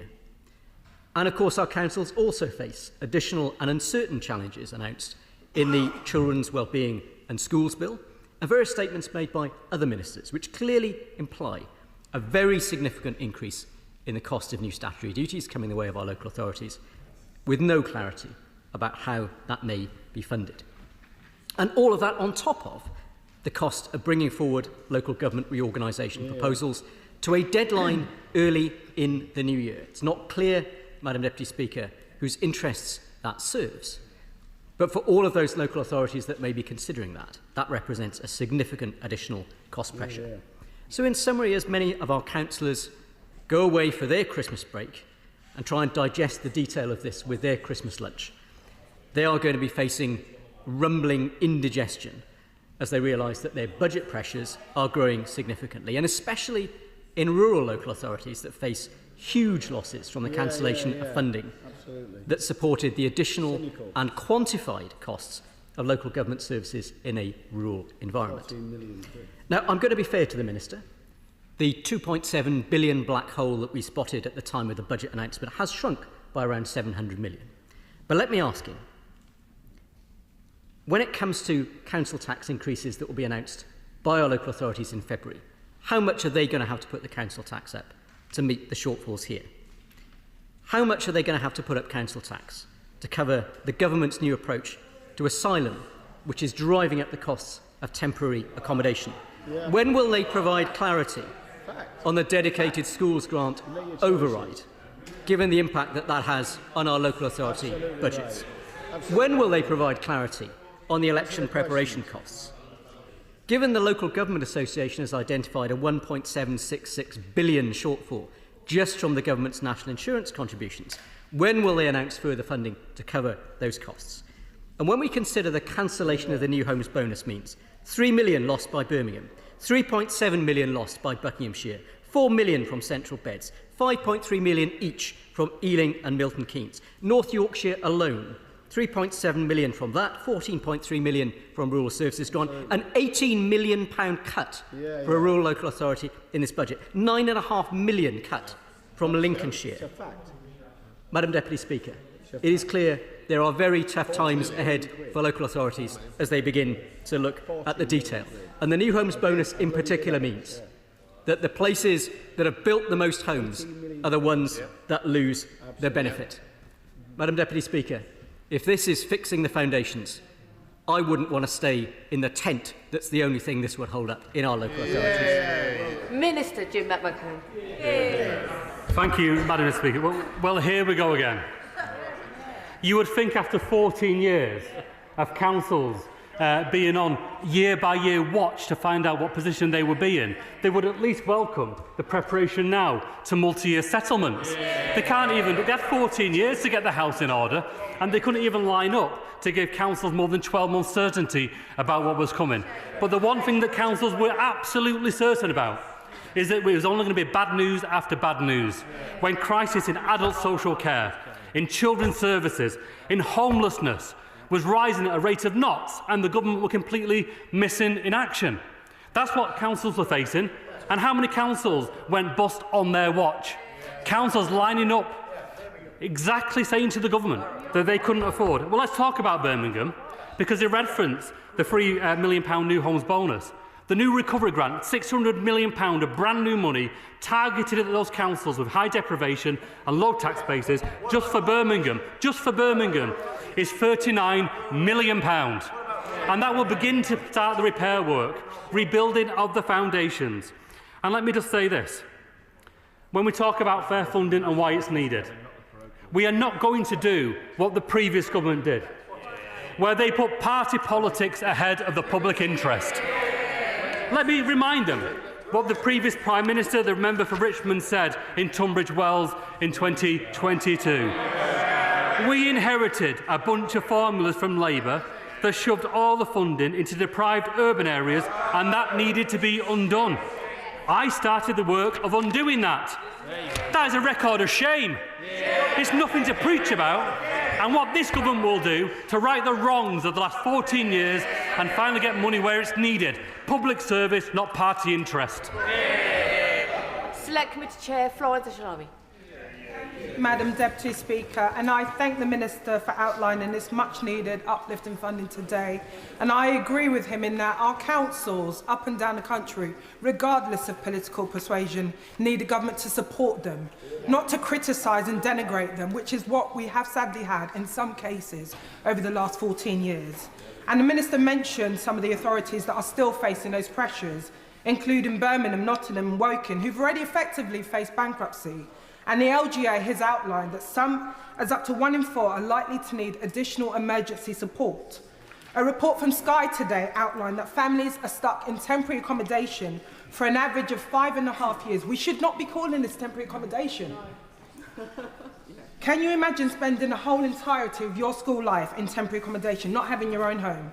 The homelessness funding announced today by the Minister are welcome, but if we're honest, there are sticking plaster in that they do not give the councils the tools to build social housing. So I asked the Minister, these new homes the homelessness will only end if we build the new homes. So what steps is he ensuring to ensure councils have those powers? In the short term, the £80 billion boost in the homelessness prevention grant is a step in the right direction, but there are also unintended consequences which the government must look at, because the new rules means that 49% of the grant may go on those gaps. Local authorities are already reliant on the funding gaps to plug the measures in temporary accommodation, with many using 75% of the grant on this. This will be impossible under the new rules. So can the Minister please tell the House how this change will not lead to more reduction in temporary accommodation funding at a time when we all know that the system is broken? Can I thank the Chair of the Select Committee for that question? I mean, in the end, particularly as we're all kind of getting ready for Christmas and we're all looking forward to that time with our families and our own respite, it's quite hard to enjoy that moment with the prospect of just how many children are in temporary accommodation in this country. 159,000 children who haven't got a secure, affordable place to live, who are in temporary accommodation. And in my own town, that's 500 children. And we do our best. We marshal for the Christmas parties that charities put on. But it's no replacement for a family home that is secure. And so I just say this, there'll be lots of differences and there'll be lots of exchanges that take place here, but we need just to focus on why we're doing what we're doing. The reason why we're building 1.5 million new homes, of course it is economic, it is about those decent, well-paid working class jobs, and we'll talk a lot about that. But in the end, it's about sorting out a housing crisis. And if we can sort out the crisis in housing, we sort out the temporary accommodation crisis and the financial crisis in local government.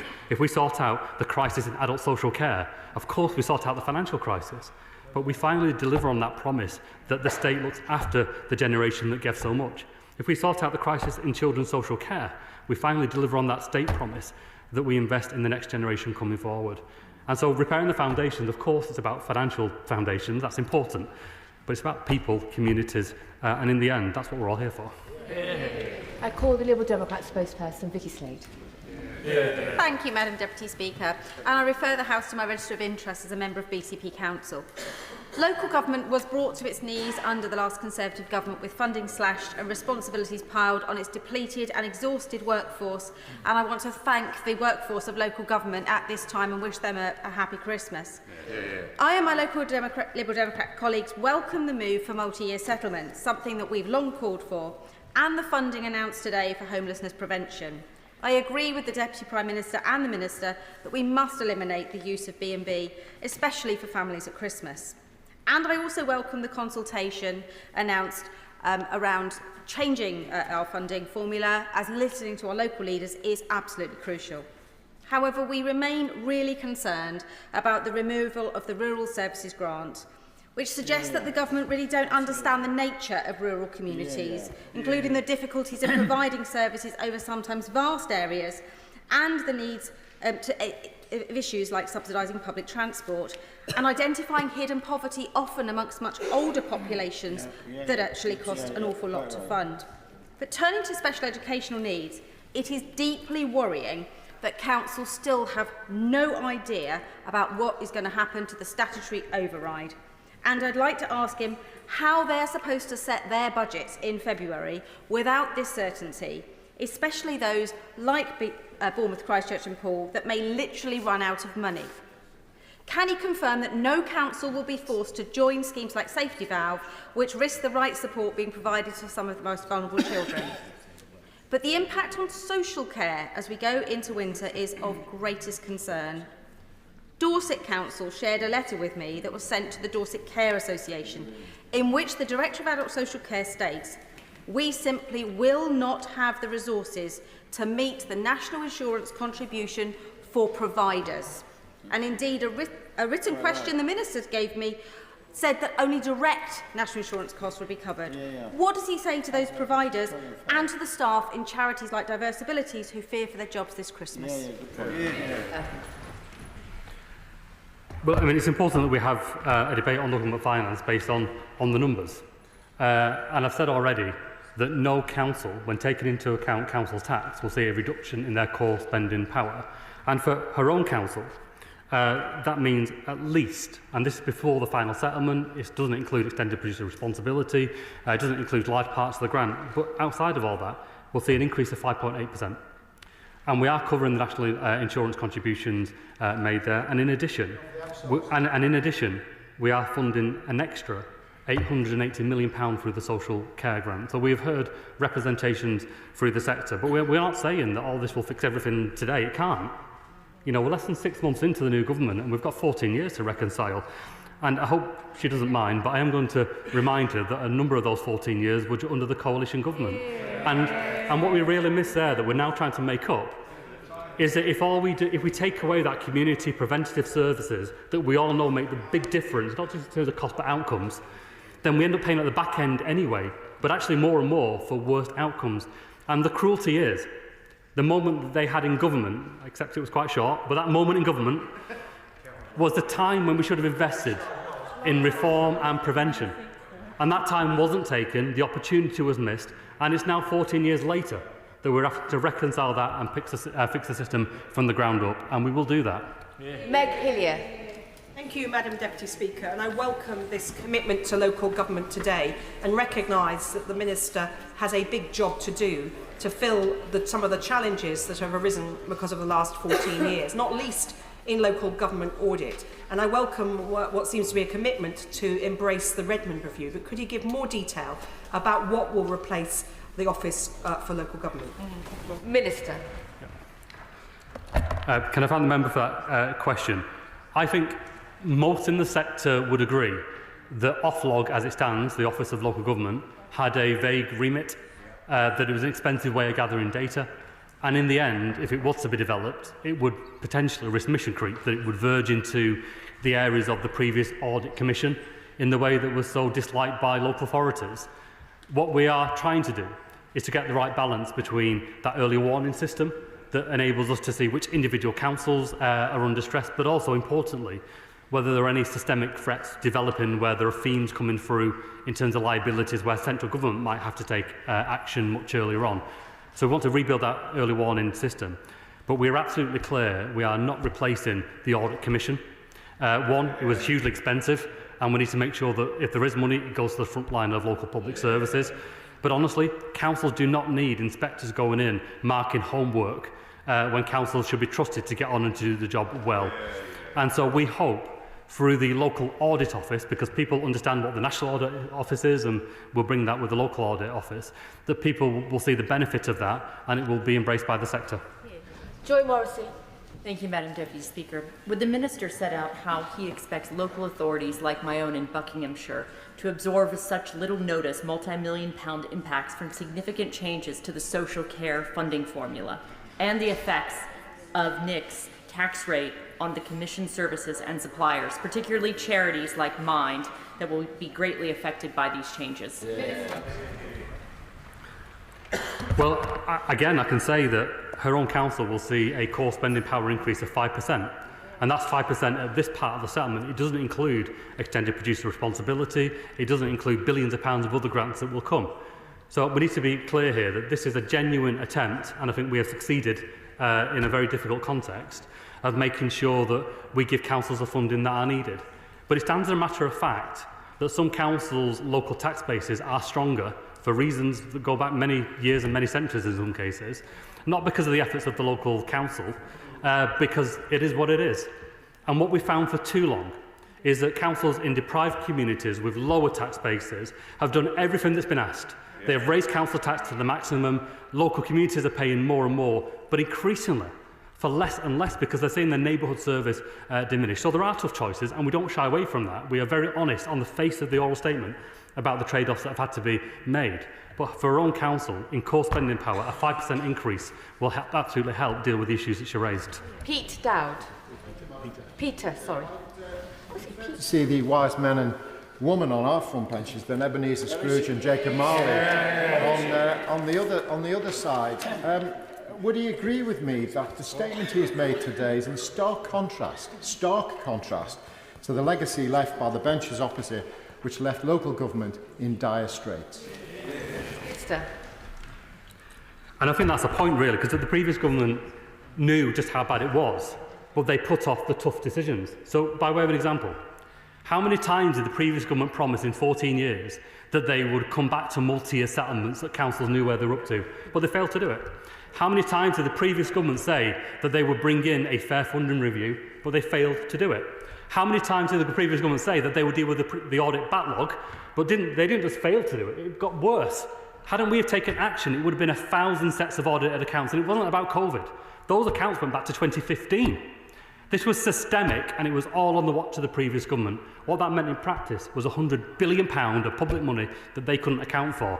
So they didn't really know the state of the sector because they completely gave up monitoring it. Greg Smith. Thank you, Madam Deputy Speaker. Following on from the question from my honourable friend for Beaconsfield and the answer the Minister gave, can I assure him that there are areas of deprivation in rural communities like Buckinghamshire?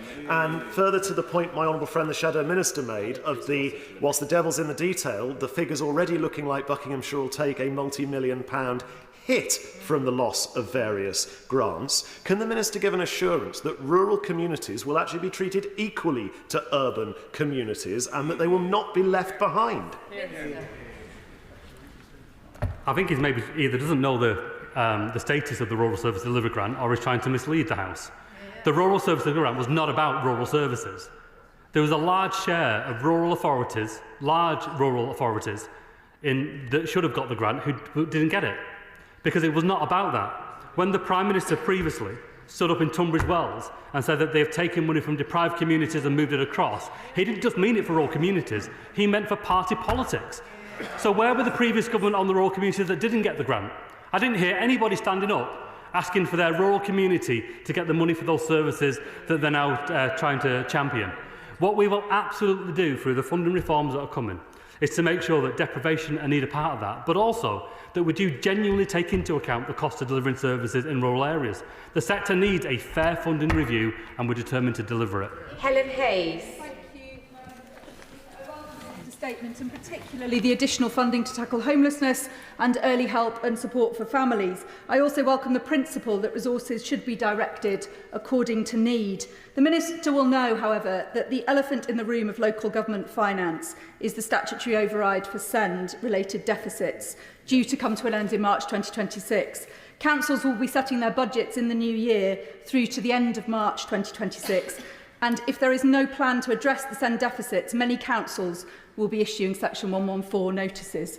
Councils urgently need certainty at this point. So can I ask the Minister what discussions are taking place with local authorities about the statutory override and when they will have the certainty that they need? Minister.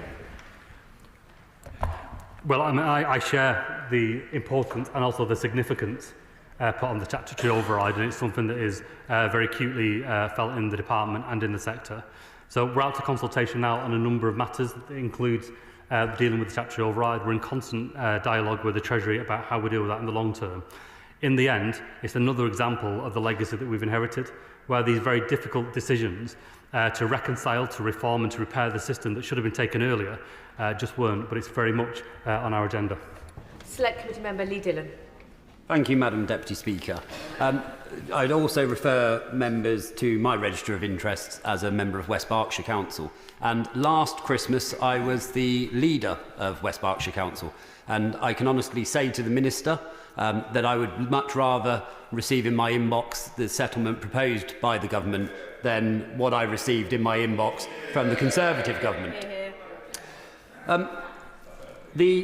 In the statement, the Minister talks about fixing the foundations, and I welcome the £3.7 billion for social care.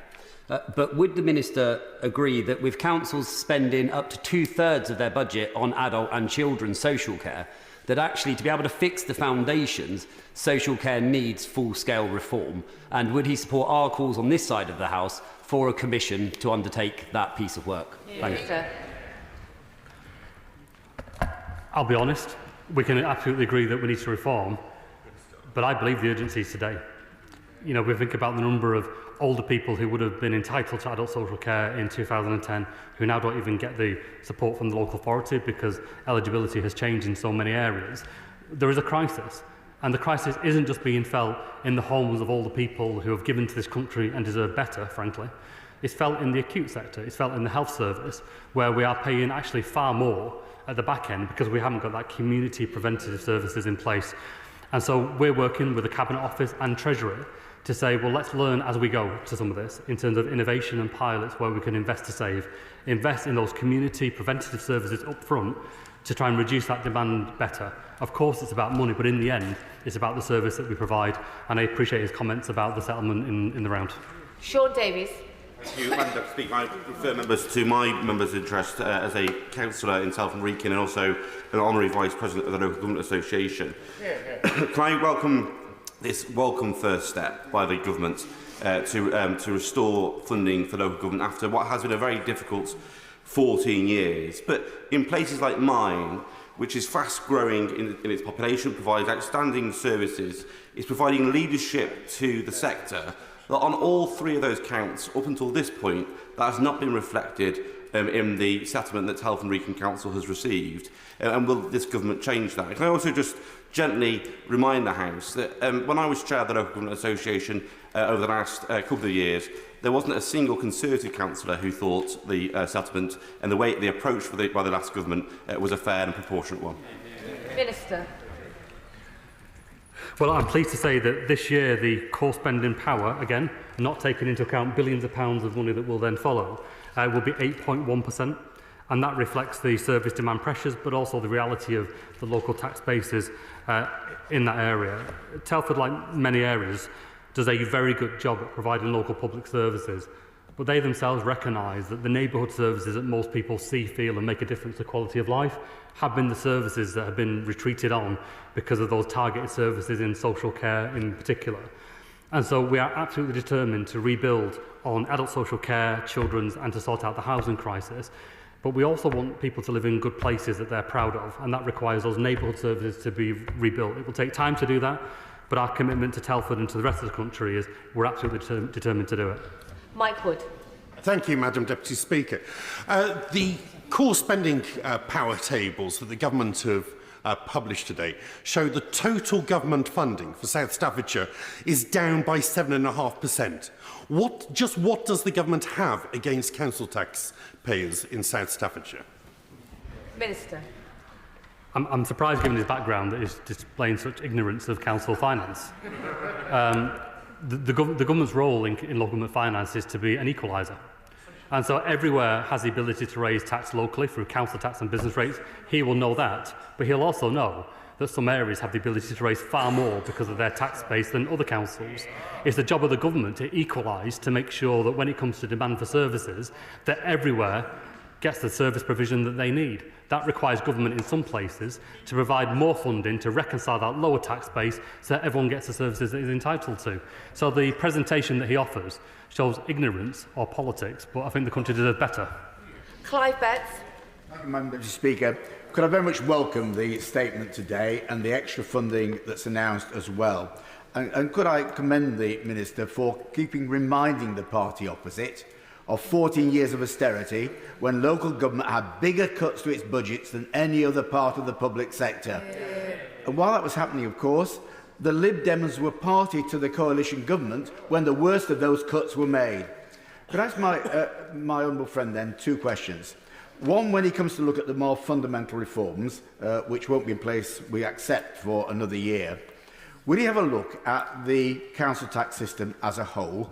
It's an unfair, it's a regressive system that takes a disproportionate amount of money from the poorest people in the poorest houses. And will he also just confirm in the local audit office, this is going to be a standalone body which looks at public sector audit and not an add-on to ARGA, which was a previous proposal, which was basically a private sector body which looked at local government as an afterthought? Can I thank the former chair of the Select Committee for that question? I can confirm that core spending power on the element of this settlement for Sheffield will be 8.5%. That's before additional sums that will follow. So Sheffield gets a good settlement in this, but we recognise that in the context of growing demand, and so we hope the council see that we are meeting them on that challenge that they face. On the questions of council tax and whether we'll review that, I think every government recognises there are huge limitations with council tax. There are also huge geographical variations in council tax, and by its nature, it is regressive. That's the nature of a tax that is based on property values rather than the income of the people there. However, council tax is understood, its collection rates are high, and it's really the foundation of council services. It's not the total, and he knows this, of course, but of council services. The real issue that we need to face now, as in the urgent issue, is that government previously have moved away from their role as the equaliser to the system. And where that revenue support grant used to be in place to support councils to reconcile lower tax bases, government were missing in action. Well, we're saying to councils of all political stripes, across every type of authority, across every part of the country, that we will reconcile that and we will work with them to be the equaliser on that measure. On the local audit office, we are absolutely determined this will not be a return to the audit commission. And I suppose we're trying to do a number of things. One, we want to rebuild that early warning system to make sure that we see the systemic problems that are developing in the system. But we also recognise that the cost of audit has increased by 150%, and that is a direct cost to taxpayers. And also there is fragmentation in the market, where we need to look at the fallback position, I suppose, for auditor supply. So there's quite a lot that we need to deal with, but this is very much about that provision of audit and making sure the early warning system is built. It's certainly not about a bloated inspection regime. I know the Minister wants to give thorough responses, but I have absolute confidence he can do that with fewer words. Caroline Warden. Thank you, Madam Deputy Speaker. I welcome the Government's statement and its attention to local government finances. Delivering services in large, dispersed rural areas like mine in South Devon is challenging and costly. So what plans does the Minister have to ensure that rural local authorities will be allocated additional funding to manage this extra cost of delivering services across rural areas like mine? Thank you. Minister. And that's exactly the point. So when we move to a fairer funding formula, and of course we'll consult on the component parts that make that up, we do have to take it in the round, because like genuinely I want any part of the country, any type of local authority to be able to interrogate it and say, even if they disagree with the quantum, and there'll always be arguments about the quantum, the rationale holds and the evidence base holds. And it's a matter of fact that the cost of rural service delivery is accepted. There is a premium just because of the travel, say if you're a home care worker, the travel times in between appointments and the rest of it. I think, though, it's probably accepted too that the evidence base isn't as robust and strong as it needs to be. So we want to make sure that through the process we take it into account, but the evidence base is strong and robust as well. Warren. Speaker, 40 years of Tory austerity and fiscal mismanagement has halved the central government funding for Newcastle City Council, sucked the blood vampire-like from our local economy and left local businesses and families drowning in uncertainty. So I welcome this increased funding and the specific commitments on housing and social care. But can he reassure me that there is further light at the end of the tunnel, that the work that this government is doing on public service reform, local funding reform, business rates reform and innovation and investment reform will mean that the people of Newcastle and indeed the North East will have the power and the resources to build the public services and the economy that we choose? Minister. I think that's completely right. There is no council, and I would say, by the way, credit to council officials, to frontline workers and to councillors. If you look across government, it is local government that has led on innovation, it's local government that has led on reform, and it's local government that has bound together local communities in very difficult times. I would say too often, with other parts of the system working against the local interest and not with it. And we need to find a way not of sending a message to local government, because I think it's understood. It's saying to the wider system that when we make that public sector investment in Newcastle and other places, that we expect all of the system to rally around a single plan for the place and for its people, and for local government to be respected as the local leaders, the conveners of place, to hold the ring on that, to make sure that there isn't duplication, there isn't contradictions, and money is going to deliver the right outcomes for local people, and we're absolutely committed to that. James Wan. Thank you, Madam Deputy Speaker. Large rural counties like Norfolk face higher costs in delivering their services, and the government's jobs tax add £14 million to the pressures that Norfolk County Council is facing. So can he clarify whether the NICS funding he referred to in his statement going to Norfolk County Council and other councils covers the cost of social care commissioned services or not? Minister. I mean, first of all, I pay tribute to the leaders in both Norfolk and Suffolk for the conversations that we're having on devolution in particular, and we look forward, hopefully, to make progress on that in the near future, because that's where the real prize is. We can sort out the foundations of council funding, we can reorganise public services to get efficiencies out, but in the end we need to see devolution, we need to see power coming out of this place and given to local communities, and the best way to achieve that is through a mayoral strategic authority working hand in glove with a local authority. On the direct question about NICS, we've provided over £500 million here for direct costs to national insurance contributions for the employers, and we're providing additional money through the social care grant, and it's for council to decide how best to spend that money. Emma Foodie. Thank you, Madam Deputy Speaker. I welcome the Minister's statement and that this government is starting to fix the damage done by more than a decade of disastrous settlements for local government. In my constituency, that means more than 5% increases for each local authority in core spending power. But does the Minister agree with me that, as if not more important, is the consultation on long-term proposals to fundamentally improve the way that local government is funded through a fairer system? Yeah. That's exactly right. We have approached this year very much as a recovery operation. We see that councils were in the ditch and they needed to be pulled out and taken home. And that's exactly what this one-year settlement will do. But what they need and deserve is a multi-year settlement that gives long-term security and stability. And for that long-term settlement not to be a continuation of a broken system, for it to be a system that has been rewired and put right. So the fair funding review and the multi-year settlement and the reform agenda, where we put prevention at the heart of public services, will begin to achieve that end that the member so rightly points to. Tom Gordon. Thank you, Madam Deputy Speaker, we've heard a lot from colleagues about the delivery of rural services. Harrogate and Knaresborough was one of the areas that saw local government reorganisation, and we now are the largest geographic council in England. So I just want to know what reassurances there will be on making sure that rural services can be provided. I know one of the biggest barriers that we face as a council is being able to deliver homeschool transport, and we've seen the cost of that go from £5 million just a few years ago, and it's expected to be over £25 million this year. Minister.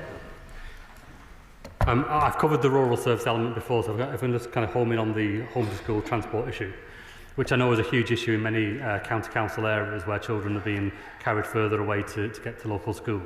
I'll be honest and say some of that is absolutely required, has always been required. There's quite a lot of that, though, that is a result of quite a broken system where the educational provision in local communities isn't being provided and parents are being forced to move further out. The plan that we've got to rebuild education, to invest in schools, some of it funded through implications on private schools to get that money into the state sector, is about rebuilding that local education provision so parents have the choice and confidence to go to the local state school nearest to their home. That will have an impact on council budgets on homeschool transport. Gareth Snell. Thank you very much, Madam Deputy Speaker. After 8 years of Conservative rule in Stoke-on-Trent, the council was taken to the brink of bankruptcy, and the Minister will be well aware of the extraordinary financial support that we've received and are having additional conversations on. So could I ask the Minister how the Recovery Fund will interact with those authorities that are in receipt of extraordinary financial support? Can I take this time, Madam Deputy Speaker, to put on record the thanks from the City of Councillor Alistair Watson and John Rouse, the Chief Executive, for the work they've done to stabilise council finances in difficult times. Can I thank the member for that question, and also share in his tribute to council officers and the council leadership in Stoke-on-Trent. So as a direct cash payment, the down payment I mentioned earlier on, Stoke-on-Trent Council will get £8.7 million.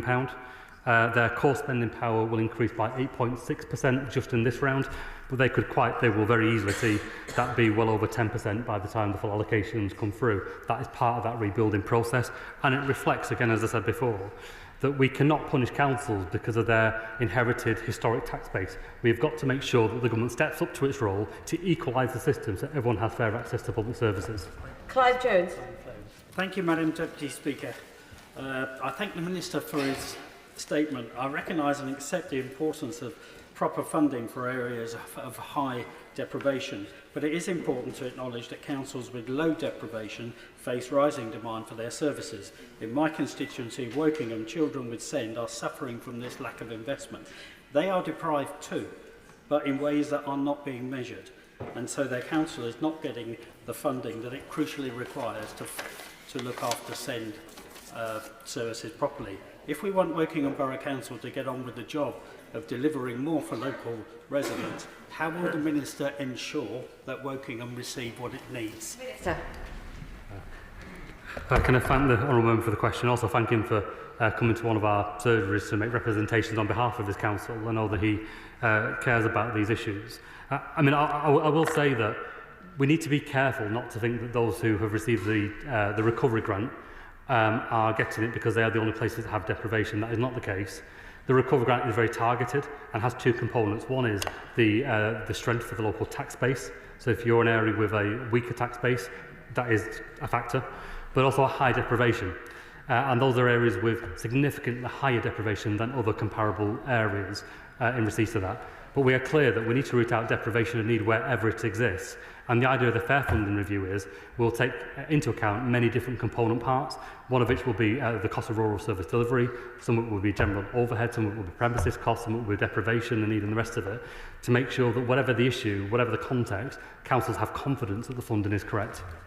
Amanda Martin. Thank you, Madam Deputy Speaker. I'd like to thank the Minister and his team for listening to the voices of Ports of North and the additional funding allocated to homelessness and rough sleeping, so that Portsmouth City Council projected deficit can be addressed. Madam Deputy Speaker, it would be remiss of me not to thank the council workers alongside Bev and all of the volunteers at Helping Hands and other charities in the city who have supported the growing number of people on our streets under the shameful Tory coalition, Rain and Recklessness.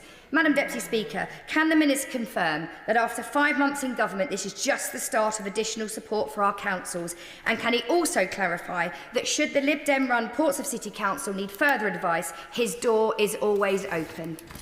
Minister.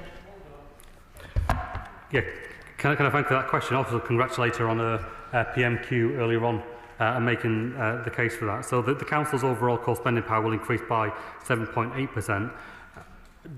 Portsmouth to one side, we do know that whatever measures we take in the general terms, we can never cast the net so wide and so thinly that we catch absolutely every council who are at the extreme ends of that. If we did, it would never get to the depth that's needed.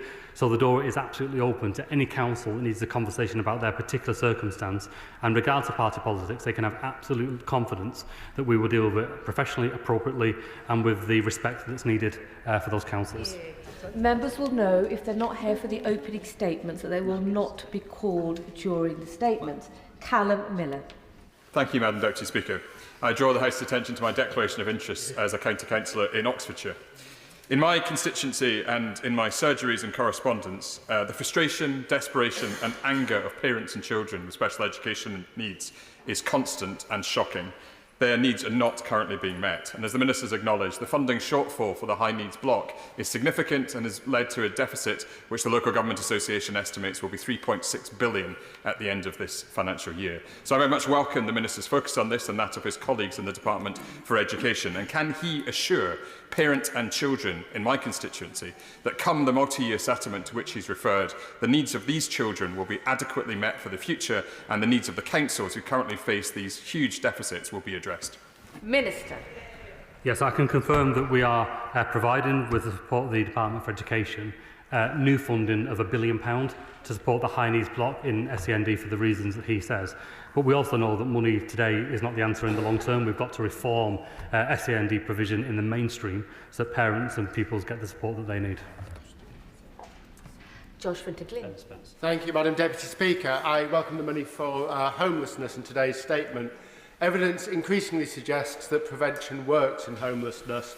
Calderdale is one of 3 local authorities who are working with Crisis to pilot a system of early prevention, which has already in 6 months led to a 20% reduction in people using temporary accommodation. Will the Honourable Member look at this work and commit to championing what works? I mean, that's a very good point, really, that where councils like Calderdale are doing well and excelling, they are working hand in glove with the local community and for volunteer organisations to make sure that they get the coverage to really reach into communities. So I absolutely applaud that work, and I hope that the 7.4% uplift in core spending power in this part of the settlement goes some way to supporting them.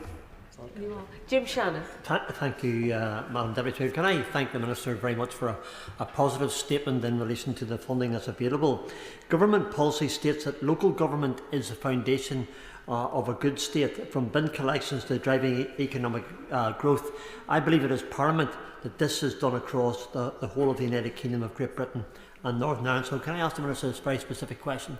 What discussions has the Minister or will the Minister have with the Secretary of State for Northern Ireland regarding the possibility of securing greater funding through the Barnett Consequential to ensure that Northern Ireland can have the funding that they need to stimulate local and community and economic growth? Thanks so much. Minister.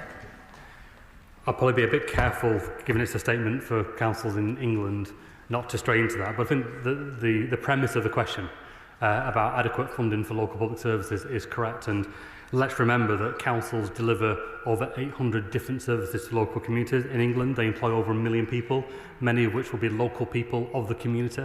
They're a huge power and force for good, and I'll certainly make sure that the representation that he has made is passed on to the Secretary of State for Northern Ireland. Deirdre Costigan.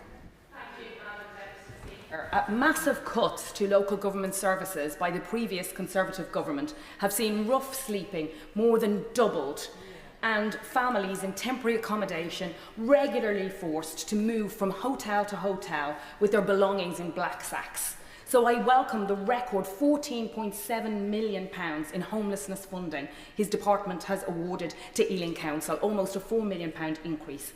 But can the Minister outline how this will help those people sleeping out in West Ealing and in Southall Town Centre tonight, and how it will end the use of hotels and bed and breakfasts for families in Ealing Southall? Minister.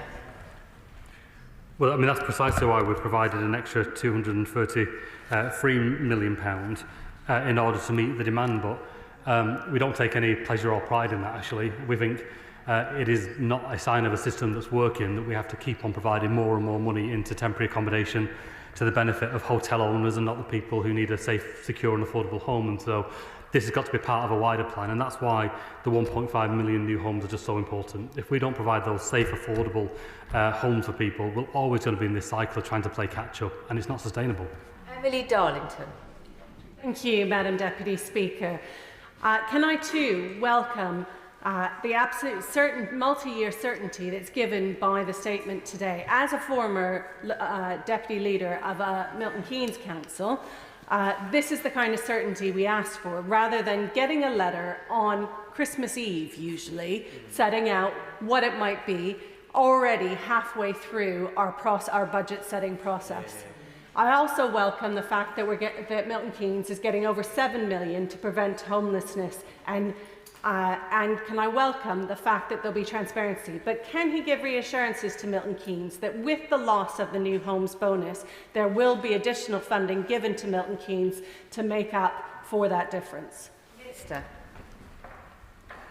Can I thank you for the question and also for the advocacy that she shows for Milton Keynes and for the local authority there.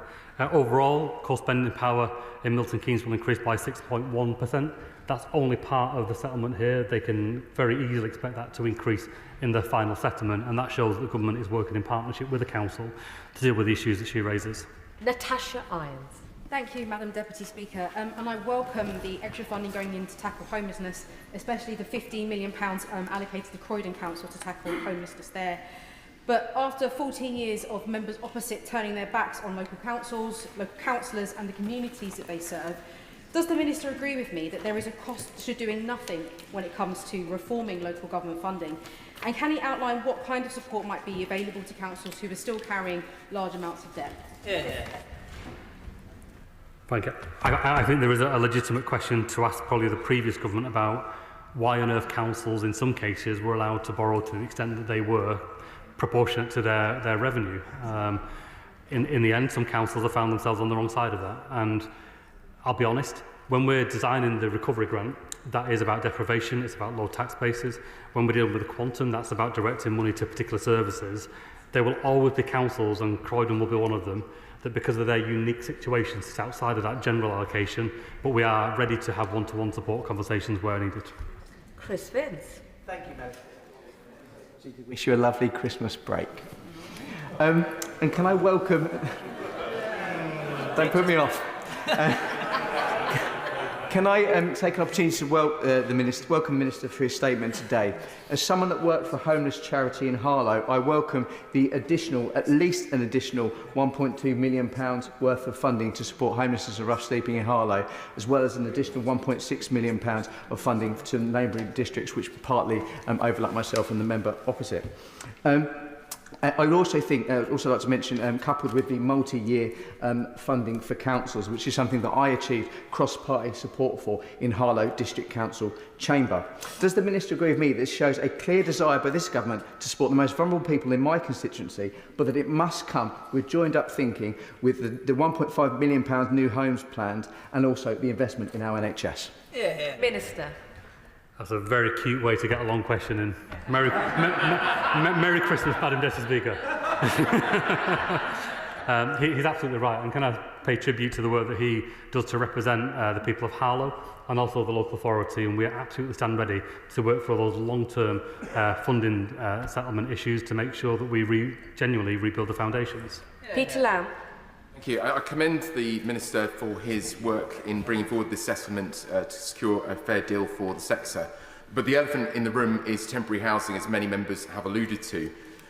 In large part due to decisions taken by the party opposite to freeze a housing benefit subsidy at 2011 levels and to cap the LHA at a far lower level than local housing tends to cost. The end result being that local government is subsidising central government's welfare bill to an astounding extent, with 2/3 of the council tax in my local area going towards paying that bill. Will the Minister take on his role as an advocate for the sector to meet with his counterparts in the relevant departments to try and finally lift this so that we can actually get people housed at a far cheaper rate, both financially and socially? I mean, again,